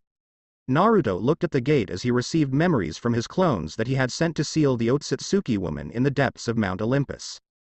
Need to wait a while to demand some answers and find more information, my enemy, Naruto thought, and then his attention turned to the women beside him. Hinata, what is the status of our world? Naruto asked to relieve his worries about his home. I took great care of it and brought peace that you and I wished for. I cleansed the land of all the filth and made sure people knew that I was watching and to play nice. Are you satisfied with that, beloved? Hinata answered in a jovial tone as she stared at him expecting praise. Naruto felt sad that the pure girl he had seen before and disappeared. Now she talked about murder like it was nothing, but he couldn't blame her as he didn't feel any evil from her. She wasn't lying and she didn't seem to enjoy the act, and just did it like it was a job. You did a good job, Naruto replied as he patted her head. It was a reward he was used to giving to Ella, so it was a habit now. Hinata didn't mind and enjoyed the contact. She would have preferred something more, but slow progress was still progress. Father, can we talk alone? Gilgamesh coughed and asked. Naruto turned to his son and nodded. The women stood up and left, leaving the two alone. The doors closed and two men stared at each other. This feels so awkward, you know. I really wanted to meet you for so long, but seeing you like this is seriously funny as we look like brothers, except I am the better looking one, Gilgamesh said with a chuckle as he stood up and looked at Naruto. Hee. I don't about that, but everyone is a different perception. Also feeling lost here since I am not even married yet and here I am talking to a grown-up son, Naruto replied as he shook his head to hide his smile. It was one filled with happiness as he finally had family. It shouldn't be hard, just spend time with the child and your lovers, as I don't think you will only have my mother as your wife. Are you disappointed that I am like this? No, my mother is okay with it, so I got no problem. It is better than you end up cheating later because you had suppressed feelings for those women or felt sympathy for them. I would never cheat on my significant other, so never mention it. Sorry, I just thought people did that normally, so it just slipped out. It won't happen again as I will be leaving forever. My work is done and the timeline is fixing itself, so the me now doesn't exist and I am only here because I am using my powers to resist it. Wait, doesn't that mean all of this will be undone? If you didn't come back, then I would have died? Naruto was confused. That would be the truth, but I made a deal with Auntie Nyx so it doesn't happen, or I could have just opted for the parallel world, but that would mean nothing changed in mine. Do you really want to go? Why not stay? The Gilgamesh of this world will not be you, as he will have a different personality. Naruto walked towards him and held his shoulders. He will die if I am here. The world doesn't tolerate two of the same beings, so the stronger one stays while the weaker dies. Mother knows this, but I will share it with you so you don't make a mistake. I just wish for a normal day with my father as a gift, is that fine? Gilgamesh asked. Of course, let's go. Naruto could feel tears in his eyes but held them back as he didn't want to ruin the last day for his son. For the rest of the day, Naruto spent with Gilgamesh and Gaia. Going to the movies, to the amusement park, a family restaurant and the beach. Naruto felt heartbroken seeing his son disappear into the setting sun with a smile, like it was nothing big. He was so much stronger than I would have expected anyone to be, Naruto muttered as he cried silently. He is your son, so he did what you would have done, Gaia replied as she knew Naruto would have done the same thing. I wish he was a little bit selfish. Having live in a parallel world was much better than him disappearing on us. I could have visited him, as I don't seem to be alive in that world anymore. It was his choice and you should stop thinking too much about it. It would have dangerous, as that woman is much stronger in that future and she could also have come here if the world still existed. Just remember him in your heart, Gaia said as she hugged him tightly. She was less affected than him because of her long existence and she was less attached to her children. We won't name our child Gilgamesh, or else he might replace this memory I have built with him. I don't mind. So what about Karna? That sounds okay, but what does it mean? It means the helm, but I gave the name because he is another hero of myth just like Gilgamesh, Gaia responded as she sat down with Naruto sleeping in her knees. It was a picturesque scene and Naruto felt at peace with her hands playing with his hair and talking to him so calmly. I really do love her a lot. Medusa, what are you going to do now? Our targets of hate are dead. Steno asked as they sat in the Garden of Olympus. I don't know what to do. I thought I would die trying, so I never imagined a scenario where I would live. So you got nothing planned, then how about staying with us? Euryale said as she ate a banana. Do you want me to be a maid? What's wrong with that? Steno asked sharply. Nothing, but are you really sure about this? It's much better than staying around the mortals. It's quite boring and we are aiming for our new king, so we need to be around him. Want you get in trouble? Hee. Naruto would never do that. It will take some time before he accepts us. It's not like we care about a sexual relation, nor do the other girls. It's about being loved, and he seems to be the type that craves it. Steno said in a tone of wisdom, making clap at her words. If you think so, then go for it. I will support you. Medusa muttered with a smile as she felt that life might be peaceful now. Epilogue 1. I didn't think you had it in you. I must have been blinded by that innocence. Nemesis muttered as she stood alongside Hestia, Ella, Alice, Hinata, Gaia, Steno and Euryale in the Garden of Olympus for their marriage to Naruto. Naruto felt embarrassed at the accusation and scratched his head with a chuckle as he presented them each with a ring and an oath of his eternal love for them. He had spent time with each girl that had dug into his heart, and Gaia ended up just pushing him into it for some reason that he couldn't understand. He had already promised Gaia, Hinata, Ella and Alice, but the rest happened because Gaia told him it was better to follow his heart's desire. Naruto learned that he was possessive to the extreme as he felt attraction to a person and they loved him, then he would never let go. He wanted them by his side. He was hungry for affection that he never received in his childhood. A year had gone by since he became king and he slowly came to love these women. It was not all dandy since they had their pride, but luckily he could split himself whenever he wished. He could make real physical clones now. It was the happiest day of his life as he will be getting a very big family and his parents were there to watch the ritual. The only thing he could wish was for this happiness to last forever through thick and thin as they all walked together. Epilogue 2. But life was cruel and happiness was momentary thing. Naruto stood in the vacuum of space as he watched the planets and the stars. It was a beautiful sight, but he wasn't happy. What do you want, father? Naruto muttered in a humble tone. He had grown as it had been 1 year since his marriage, making him 20 years old. He had straightened up with time and his features had lost all childishness, but his heart was still the same since it beat for that very purpose. You have grown a lot, child. I would never imagine such guts within you, but here we are. Relax. It's nothing so bad, just a news of the upcoming battle of the universes. I need you to fight. Let me rephrase that, you will need to fight or else your world dies. I have grown tired of seeing my people lose to the inhabitants of Azathoth's domain, so go out there and win, as the Otsutsuki king is the one organizing it this time. Chaos spoke in a neutral tone. He was not in a human shape but just a black void. I will do my best, father. Thank you for the opportunity. Naruto replied calmly as his fighting rose from its slumber. I will take care of them all, as they had enough freedom for too long. Then I await an entertaining show. 3 years had passed since the ninja war ended and the world had been united under the banner of Naruto Uzumaki. Many people had a lot to say against this idea because Naruto was just a warrior, not a leader to them, and majority didn't even know him, so why should they submit to him? The answer was a big freaking laser shooting into space that shut them all up, and they submitted to the rules of the crazy woman that was the representative of their savior. Regardless of her crazy nature, it allowed people some peace of mind as battles came to a standstill and time started to move. The leaders focused on proper things as the iron axe was on their necks literally, and none wanted their luxurious life cut short. The ninja villages took off like rockets once they started to focus on research and went away from getting each other killed. Education system went through reforms to teach people different specializations once they graduated from academy instead of throwing them out into the world with basic knowledge. Crime rate fell, but things still took place as nobody could keep watch everywhere, but on the world scale it was of no consequence for now. Once Naruto came back and took his seat as the immortal king of both worlds, the world entered another boost in the technology stage. He brought everything from the other world and the shinobi ate it up like starving wolves, adapting and improving at fast rates. Within 2 years, planes, trains, digital equipment, mechs, lasers, spaceships, teleporters and such things had become part of society in this modern ninja world. Of course things were still in progress as it takes time to involve a whole planet, and majority of the things were only implemented in core areas while spreading slowly to the rest. Naruto had transferred the demis to his world, and the result of the change in atmosphere had been the awakening of their divine genes. It made their powers increase exponentially and let them finally taste the powers of their parents.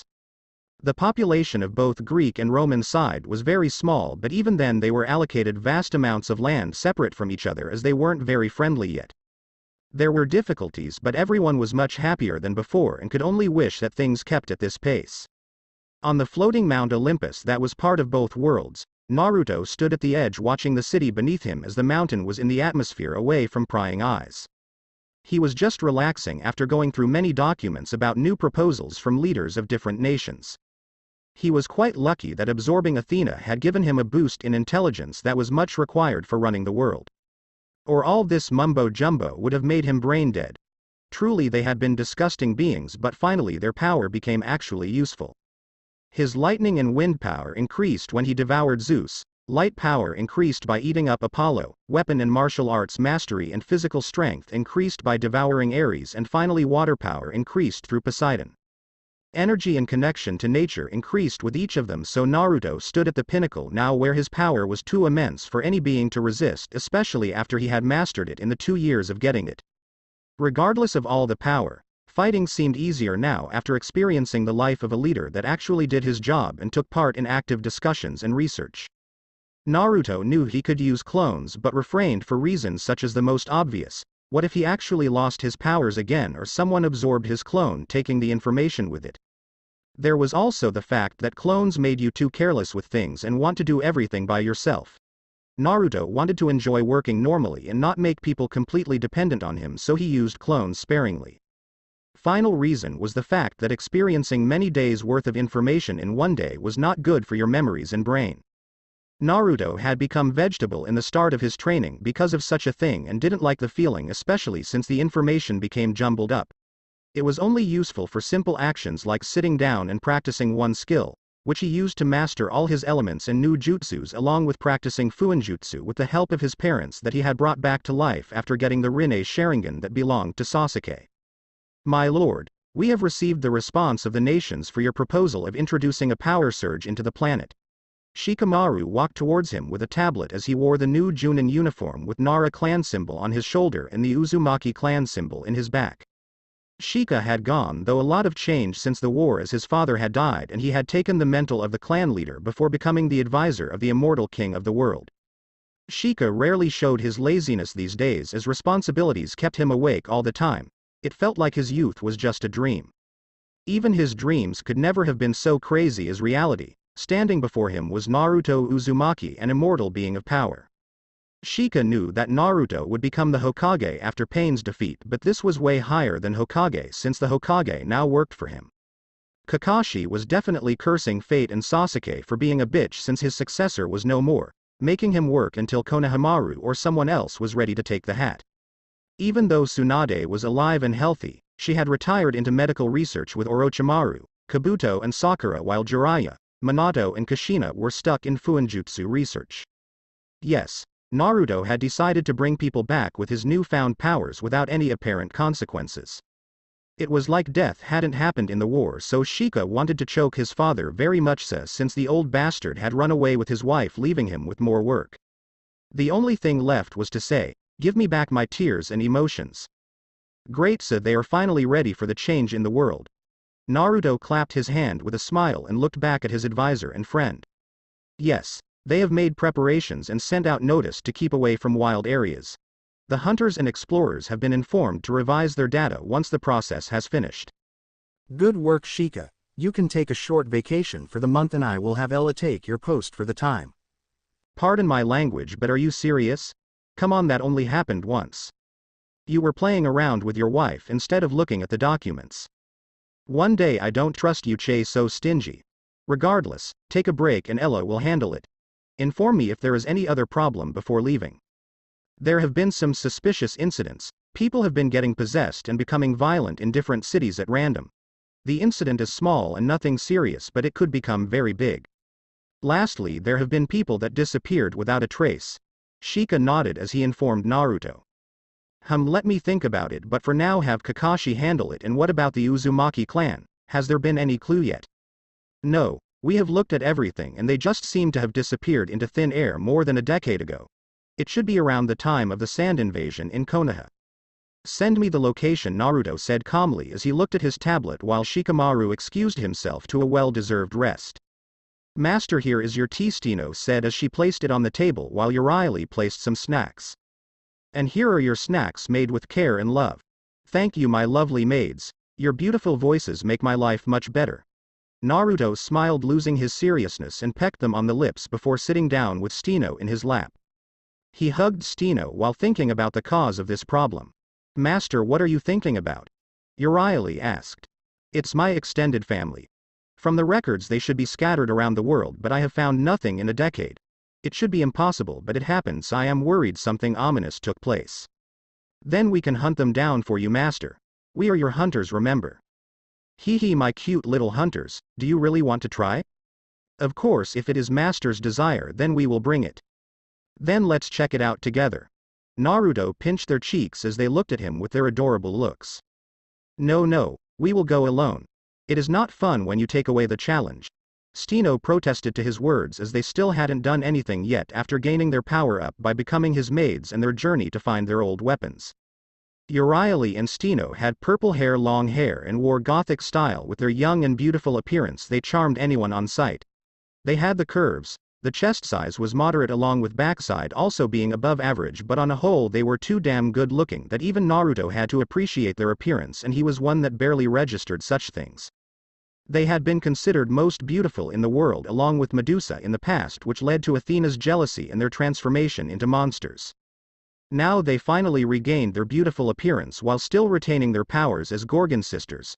Their poison could spread into the air and shut down the body. It even affected immortal beings on a lesser scale. It affected the nervous system, making the victim effectively useless. Steno had also picked up some magic and daggers, while Uriah had picked up a bow that they found in an old ruin as they searched for power to change their destiny and stop blaming the world for their tragedy. Naruto had inspired them to struggle, and their desire to help him led to this epic journey while Naruto was fighting against the forces of Zeus.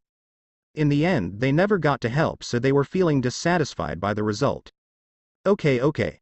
I understand, but you have to be careful and take Artemis with you since she specializes in this field. Naruto smiled as he patted their heads. Fine with that. His two beautiful wives left after long kisses. All of them had gotten into the habit of kissing and cuddling.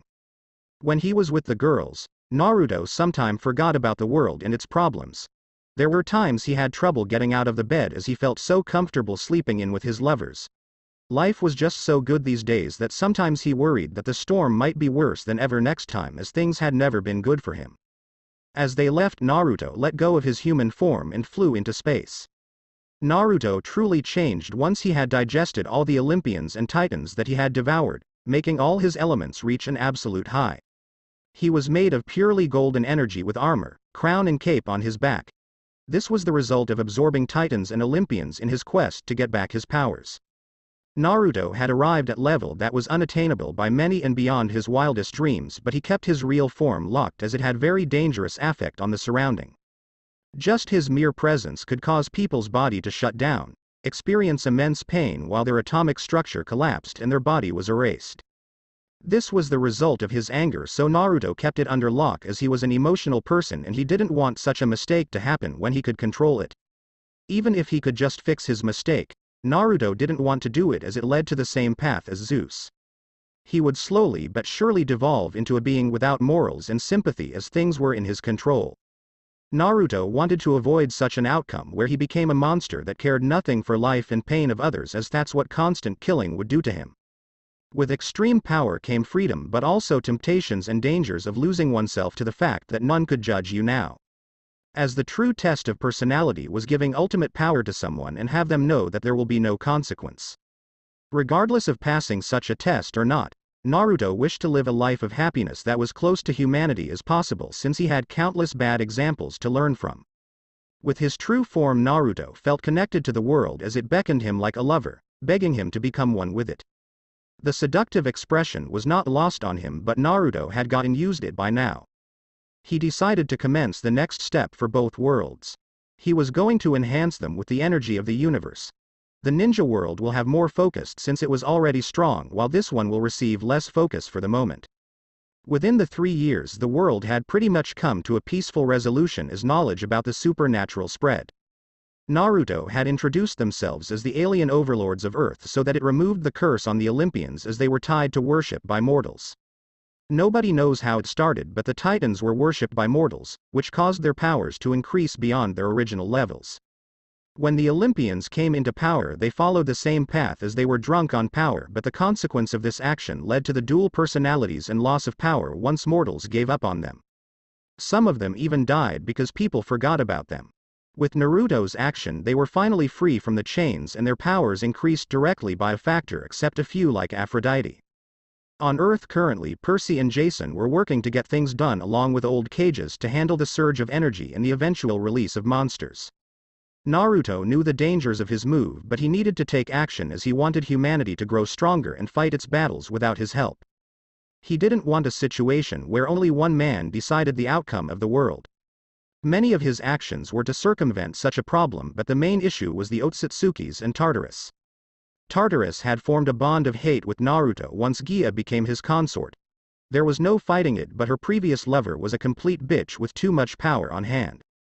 To avoid people dying to the increase in monsters that were starting to move against humans as the natural laws were changing because of Naruto's move of canceling the Olympian problem and his takeover as the king. With the thought, the energy started gathering around the area and Naruto controlled it to go inside the planet. The vast energy flowed through every part of the planet and its inhabitants, causing change on an atomic level. Naruto stayed in place for many hours as he permanently changed the level of energy within this area and started a gradual change in all living things as they will need to adapt to the increase in natural energy. From his expectations, they will grow stronger and live longer, but more mutations could take place. Now the other one, Naruto muttered as he arrived above the shinobi world and started to repeat the process while the forces of chaos seemed to have become active. Percy Jackson used to be a normal boy of 13 before things took the wrong turn and fate started playing its game. Monsters attacked him and he found about his heritage from his father's side. There was no choice but to embrace this change or die with ignorance. So he went from a schoolboy to a warrior in the few years of awakening and felt like a war veteran after facing immortal monsters and seeing friends die around him. He had thought that the battle with Kronos was it, but then the existence of another camp came to his knowledge and another battle was starting. New friends were made and new skills were learned, but Percy found that they should never trust the Olympians with anything. They didn't care for them but for their reputation. All these missions and all these troubles were caused by them, but they had to endure the trails, but he could never speak these things as the situation would just become worse. And the situation became worse as Zeus became even crazier than usual, which Percy never thought possible, but it happened and things became a nightmare as destruction took place in their world on extinction level. His body was destroyed along with many of his friends while the world was falling with billions dead. Percy had thought that he was done, but the next time they appeared, things had returned to normal and he was greeted by the young man that fought against Zeus.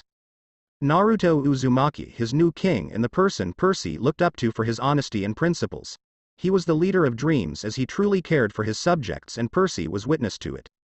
It was a dream-like experience under the new king as Percy and his team worked with him since their existence was tied.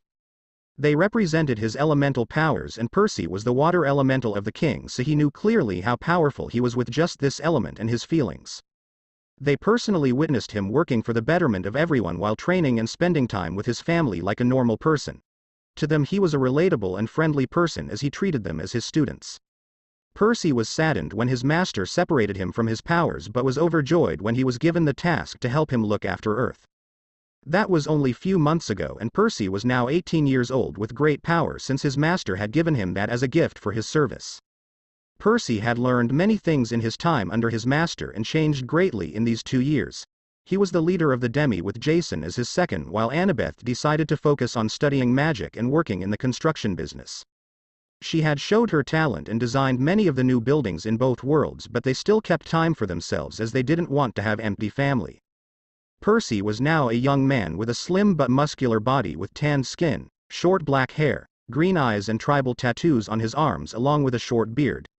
These were seals with different functions, while he wore a green jacket with a black shirt and black jeans along with shinobi combat sandals. He was always busy since the day the secret was out to the public and monsters started appearing everywhere. Meeting with people and arranging tactics along with weapons to handle the problem.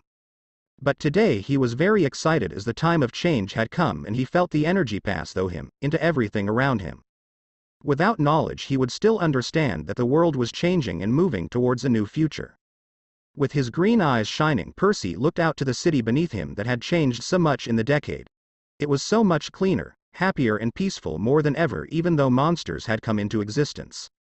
The world was at peace and Percy didn't think anything could affect it anymore, while small crimes here and there along with monsters was the world's business, so they would take care of it as the master had taken care of the big issues. Percy, we might have some problems to handle. Percy looked back to see his master's firstborn, Gilgamesh.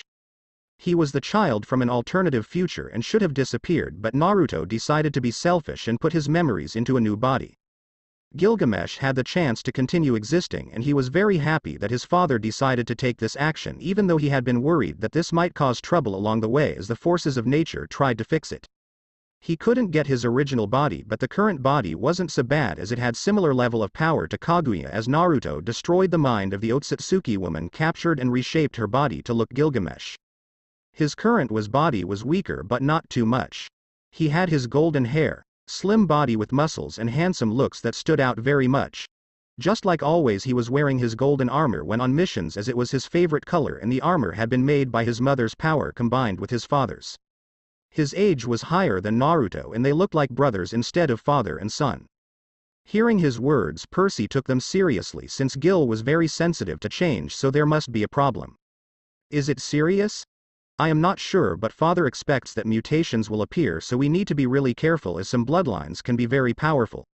Gil replied as he looked down from the tower of trails made for the people of this world to practice without any danger and even get some rewards. Okay. Let's survey the city for any direct changes. Percy decided, as no cosmetic change should take place or anything big, as that wasn't the goal of his master.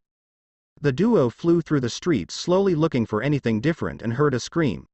They hurried to find a woman with her hair on fire. More like her hair was the fire and she wasn't harmed but changed genetically. Mutation, Percy muttered as he realized things can always go wrong no matter how careful you try to be. Mother said to take her in and try to locate the rest with the help of the authorities. We don't want people with superpowers running around unchecked.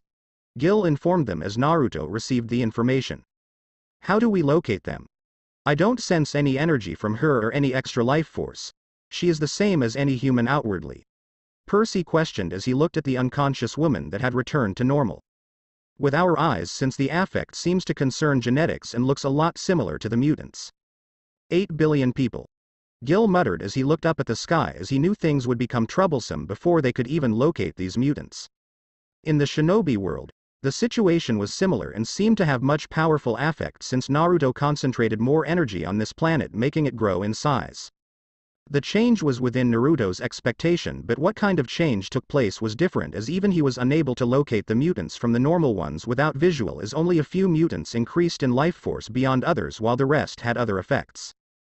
Hinata sat atop black disc along Nemesis as they watched over the world for Naruto while looking exceptionally stunning. Hinata had her long dark blue hair tied in a ponytail and wore gray combat suit that couldn't hide her curves and large chest or her large buttocks.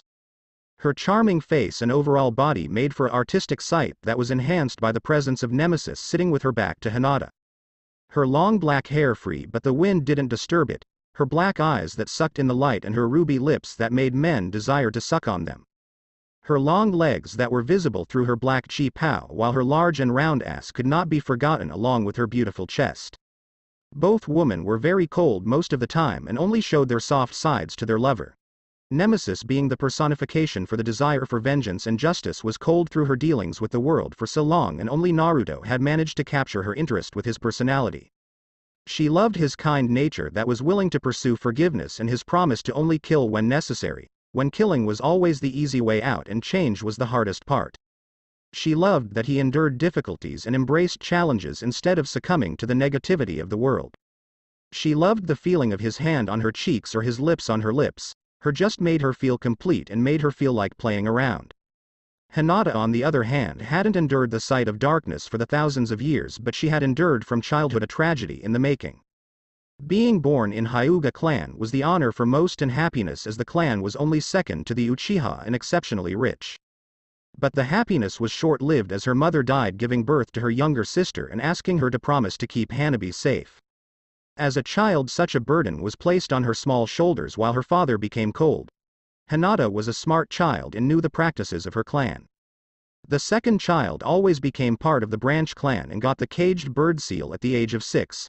Most children wouldn't understand what to do, but Hinata was a gentle child and she made the choice to sacrifice her future. She didn't show any interest in gaining strength properly and took everything slowly that the higher-ups decided to give Hanabi a chance to replace Hinata as the future clan head. It was part of her own plan, but the constant ridicule and hatred by everyone that was her own family broke her spirit and her confidence was completely broken. When Hanabi became old enough to fight Hinata, she made sure to keep her strength in check to always win by small degree in the beginning, as it would be too suspicious if a new kid beat her in skill.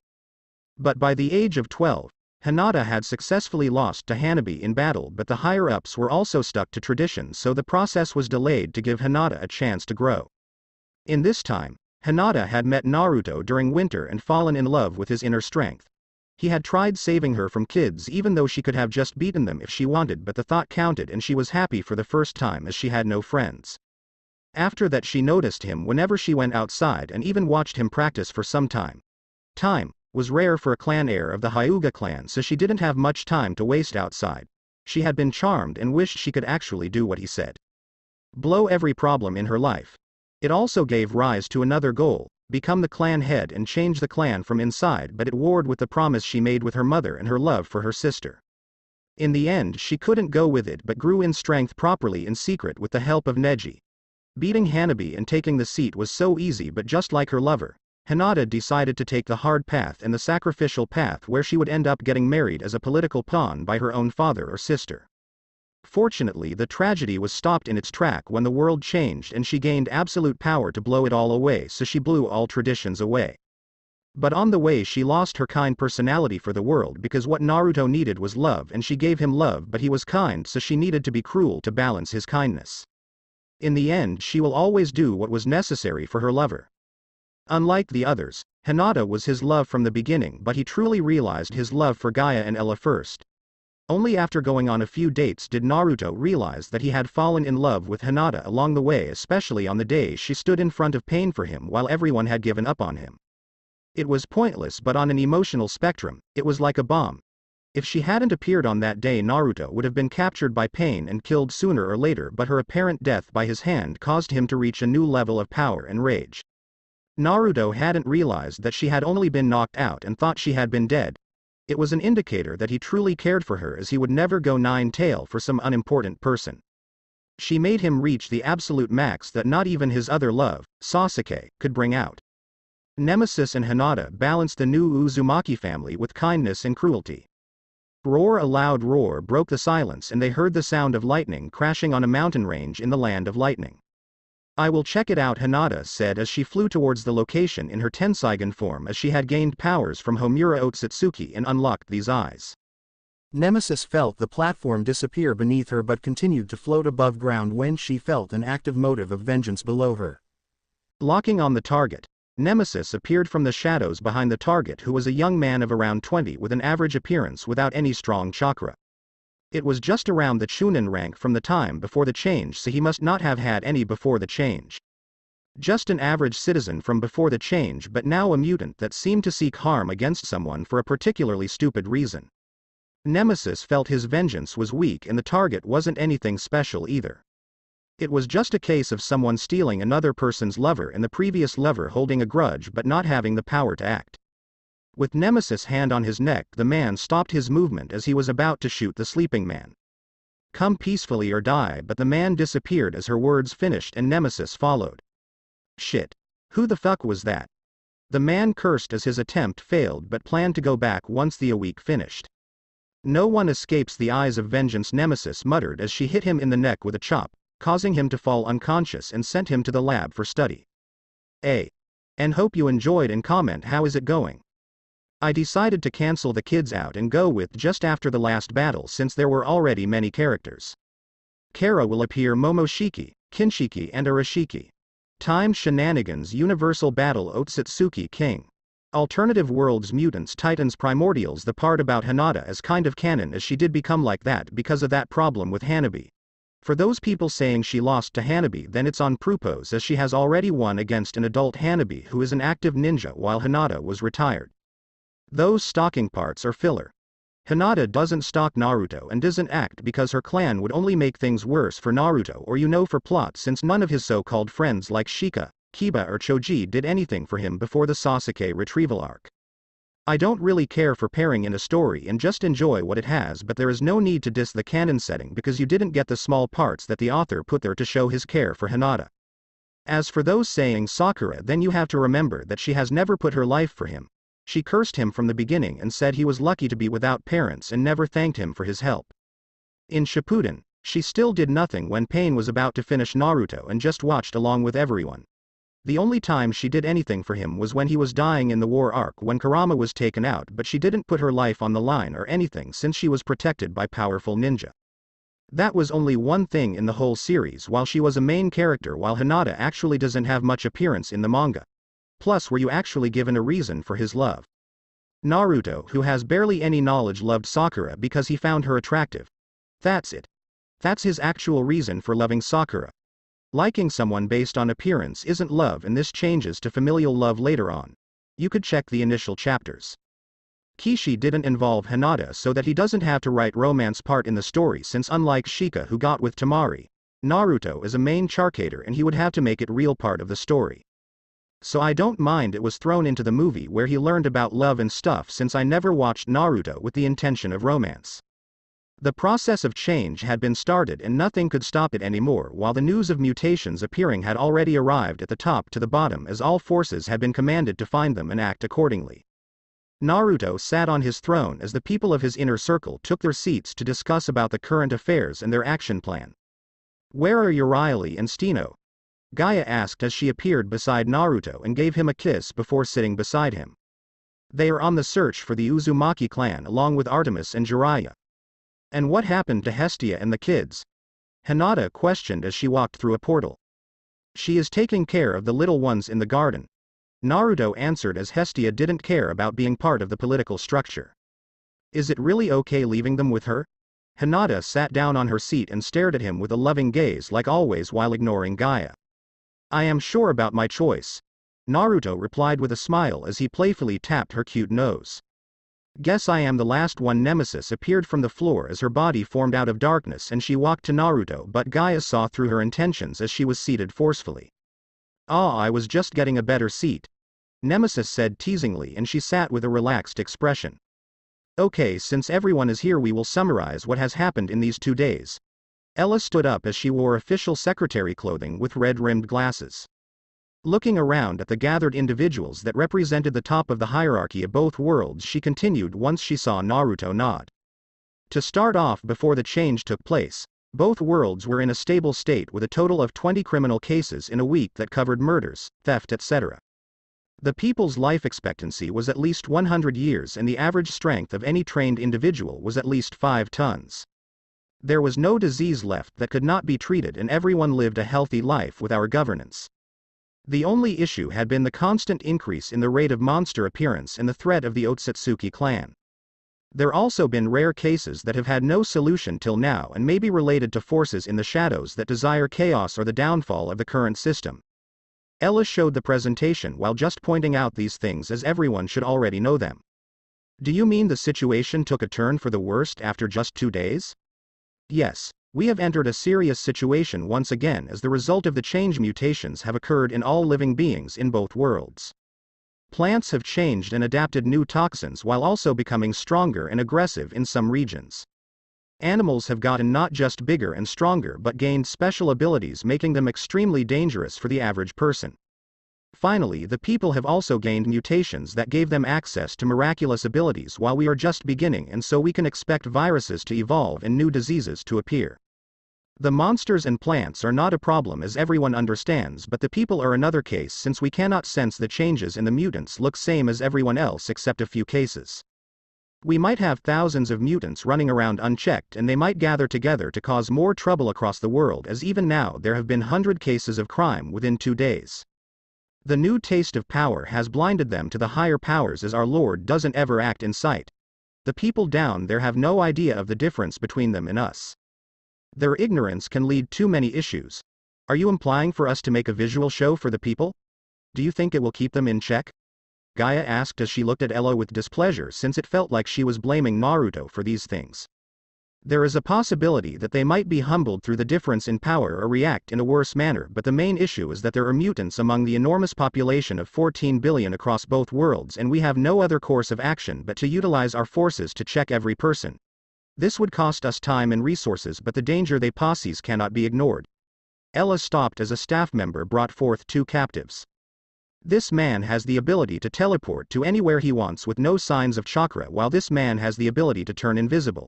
Just these abilities should show how dangerous these mutations are for us if left unchecked. Ella finished with that and sat down, leaving the room in silence as they took in the data presented to them. Till now 10 mutations had been found in just single city and they were among the weak people, so the mutants were easily found when they showed panic or excitement. But what if it appeared in someone powerful? How strong will the ability be? Naruto felt many people becoming negative as they stole glances at him. Relax, there is no issue.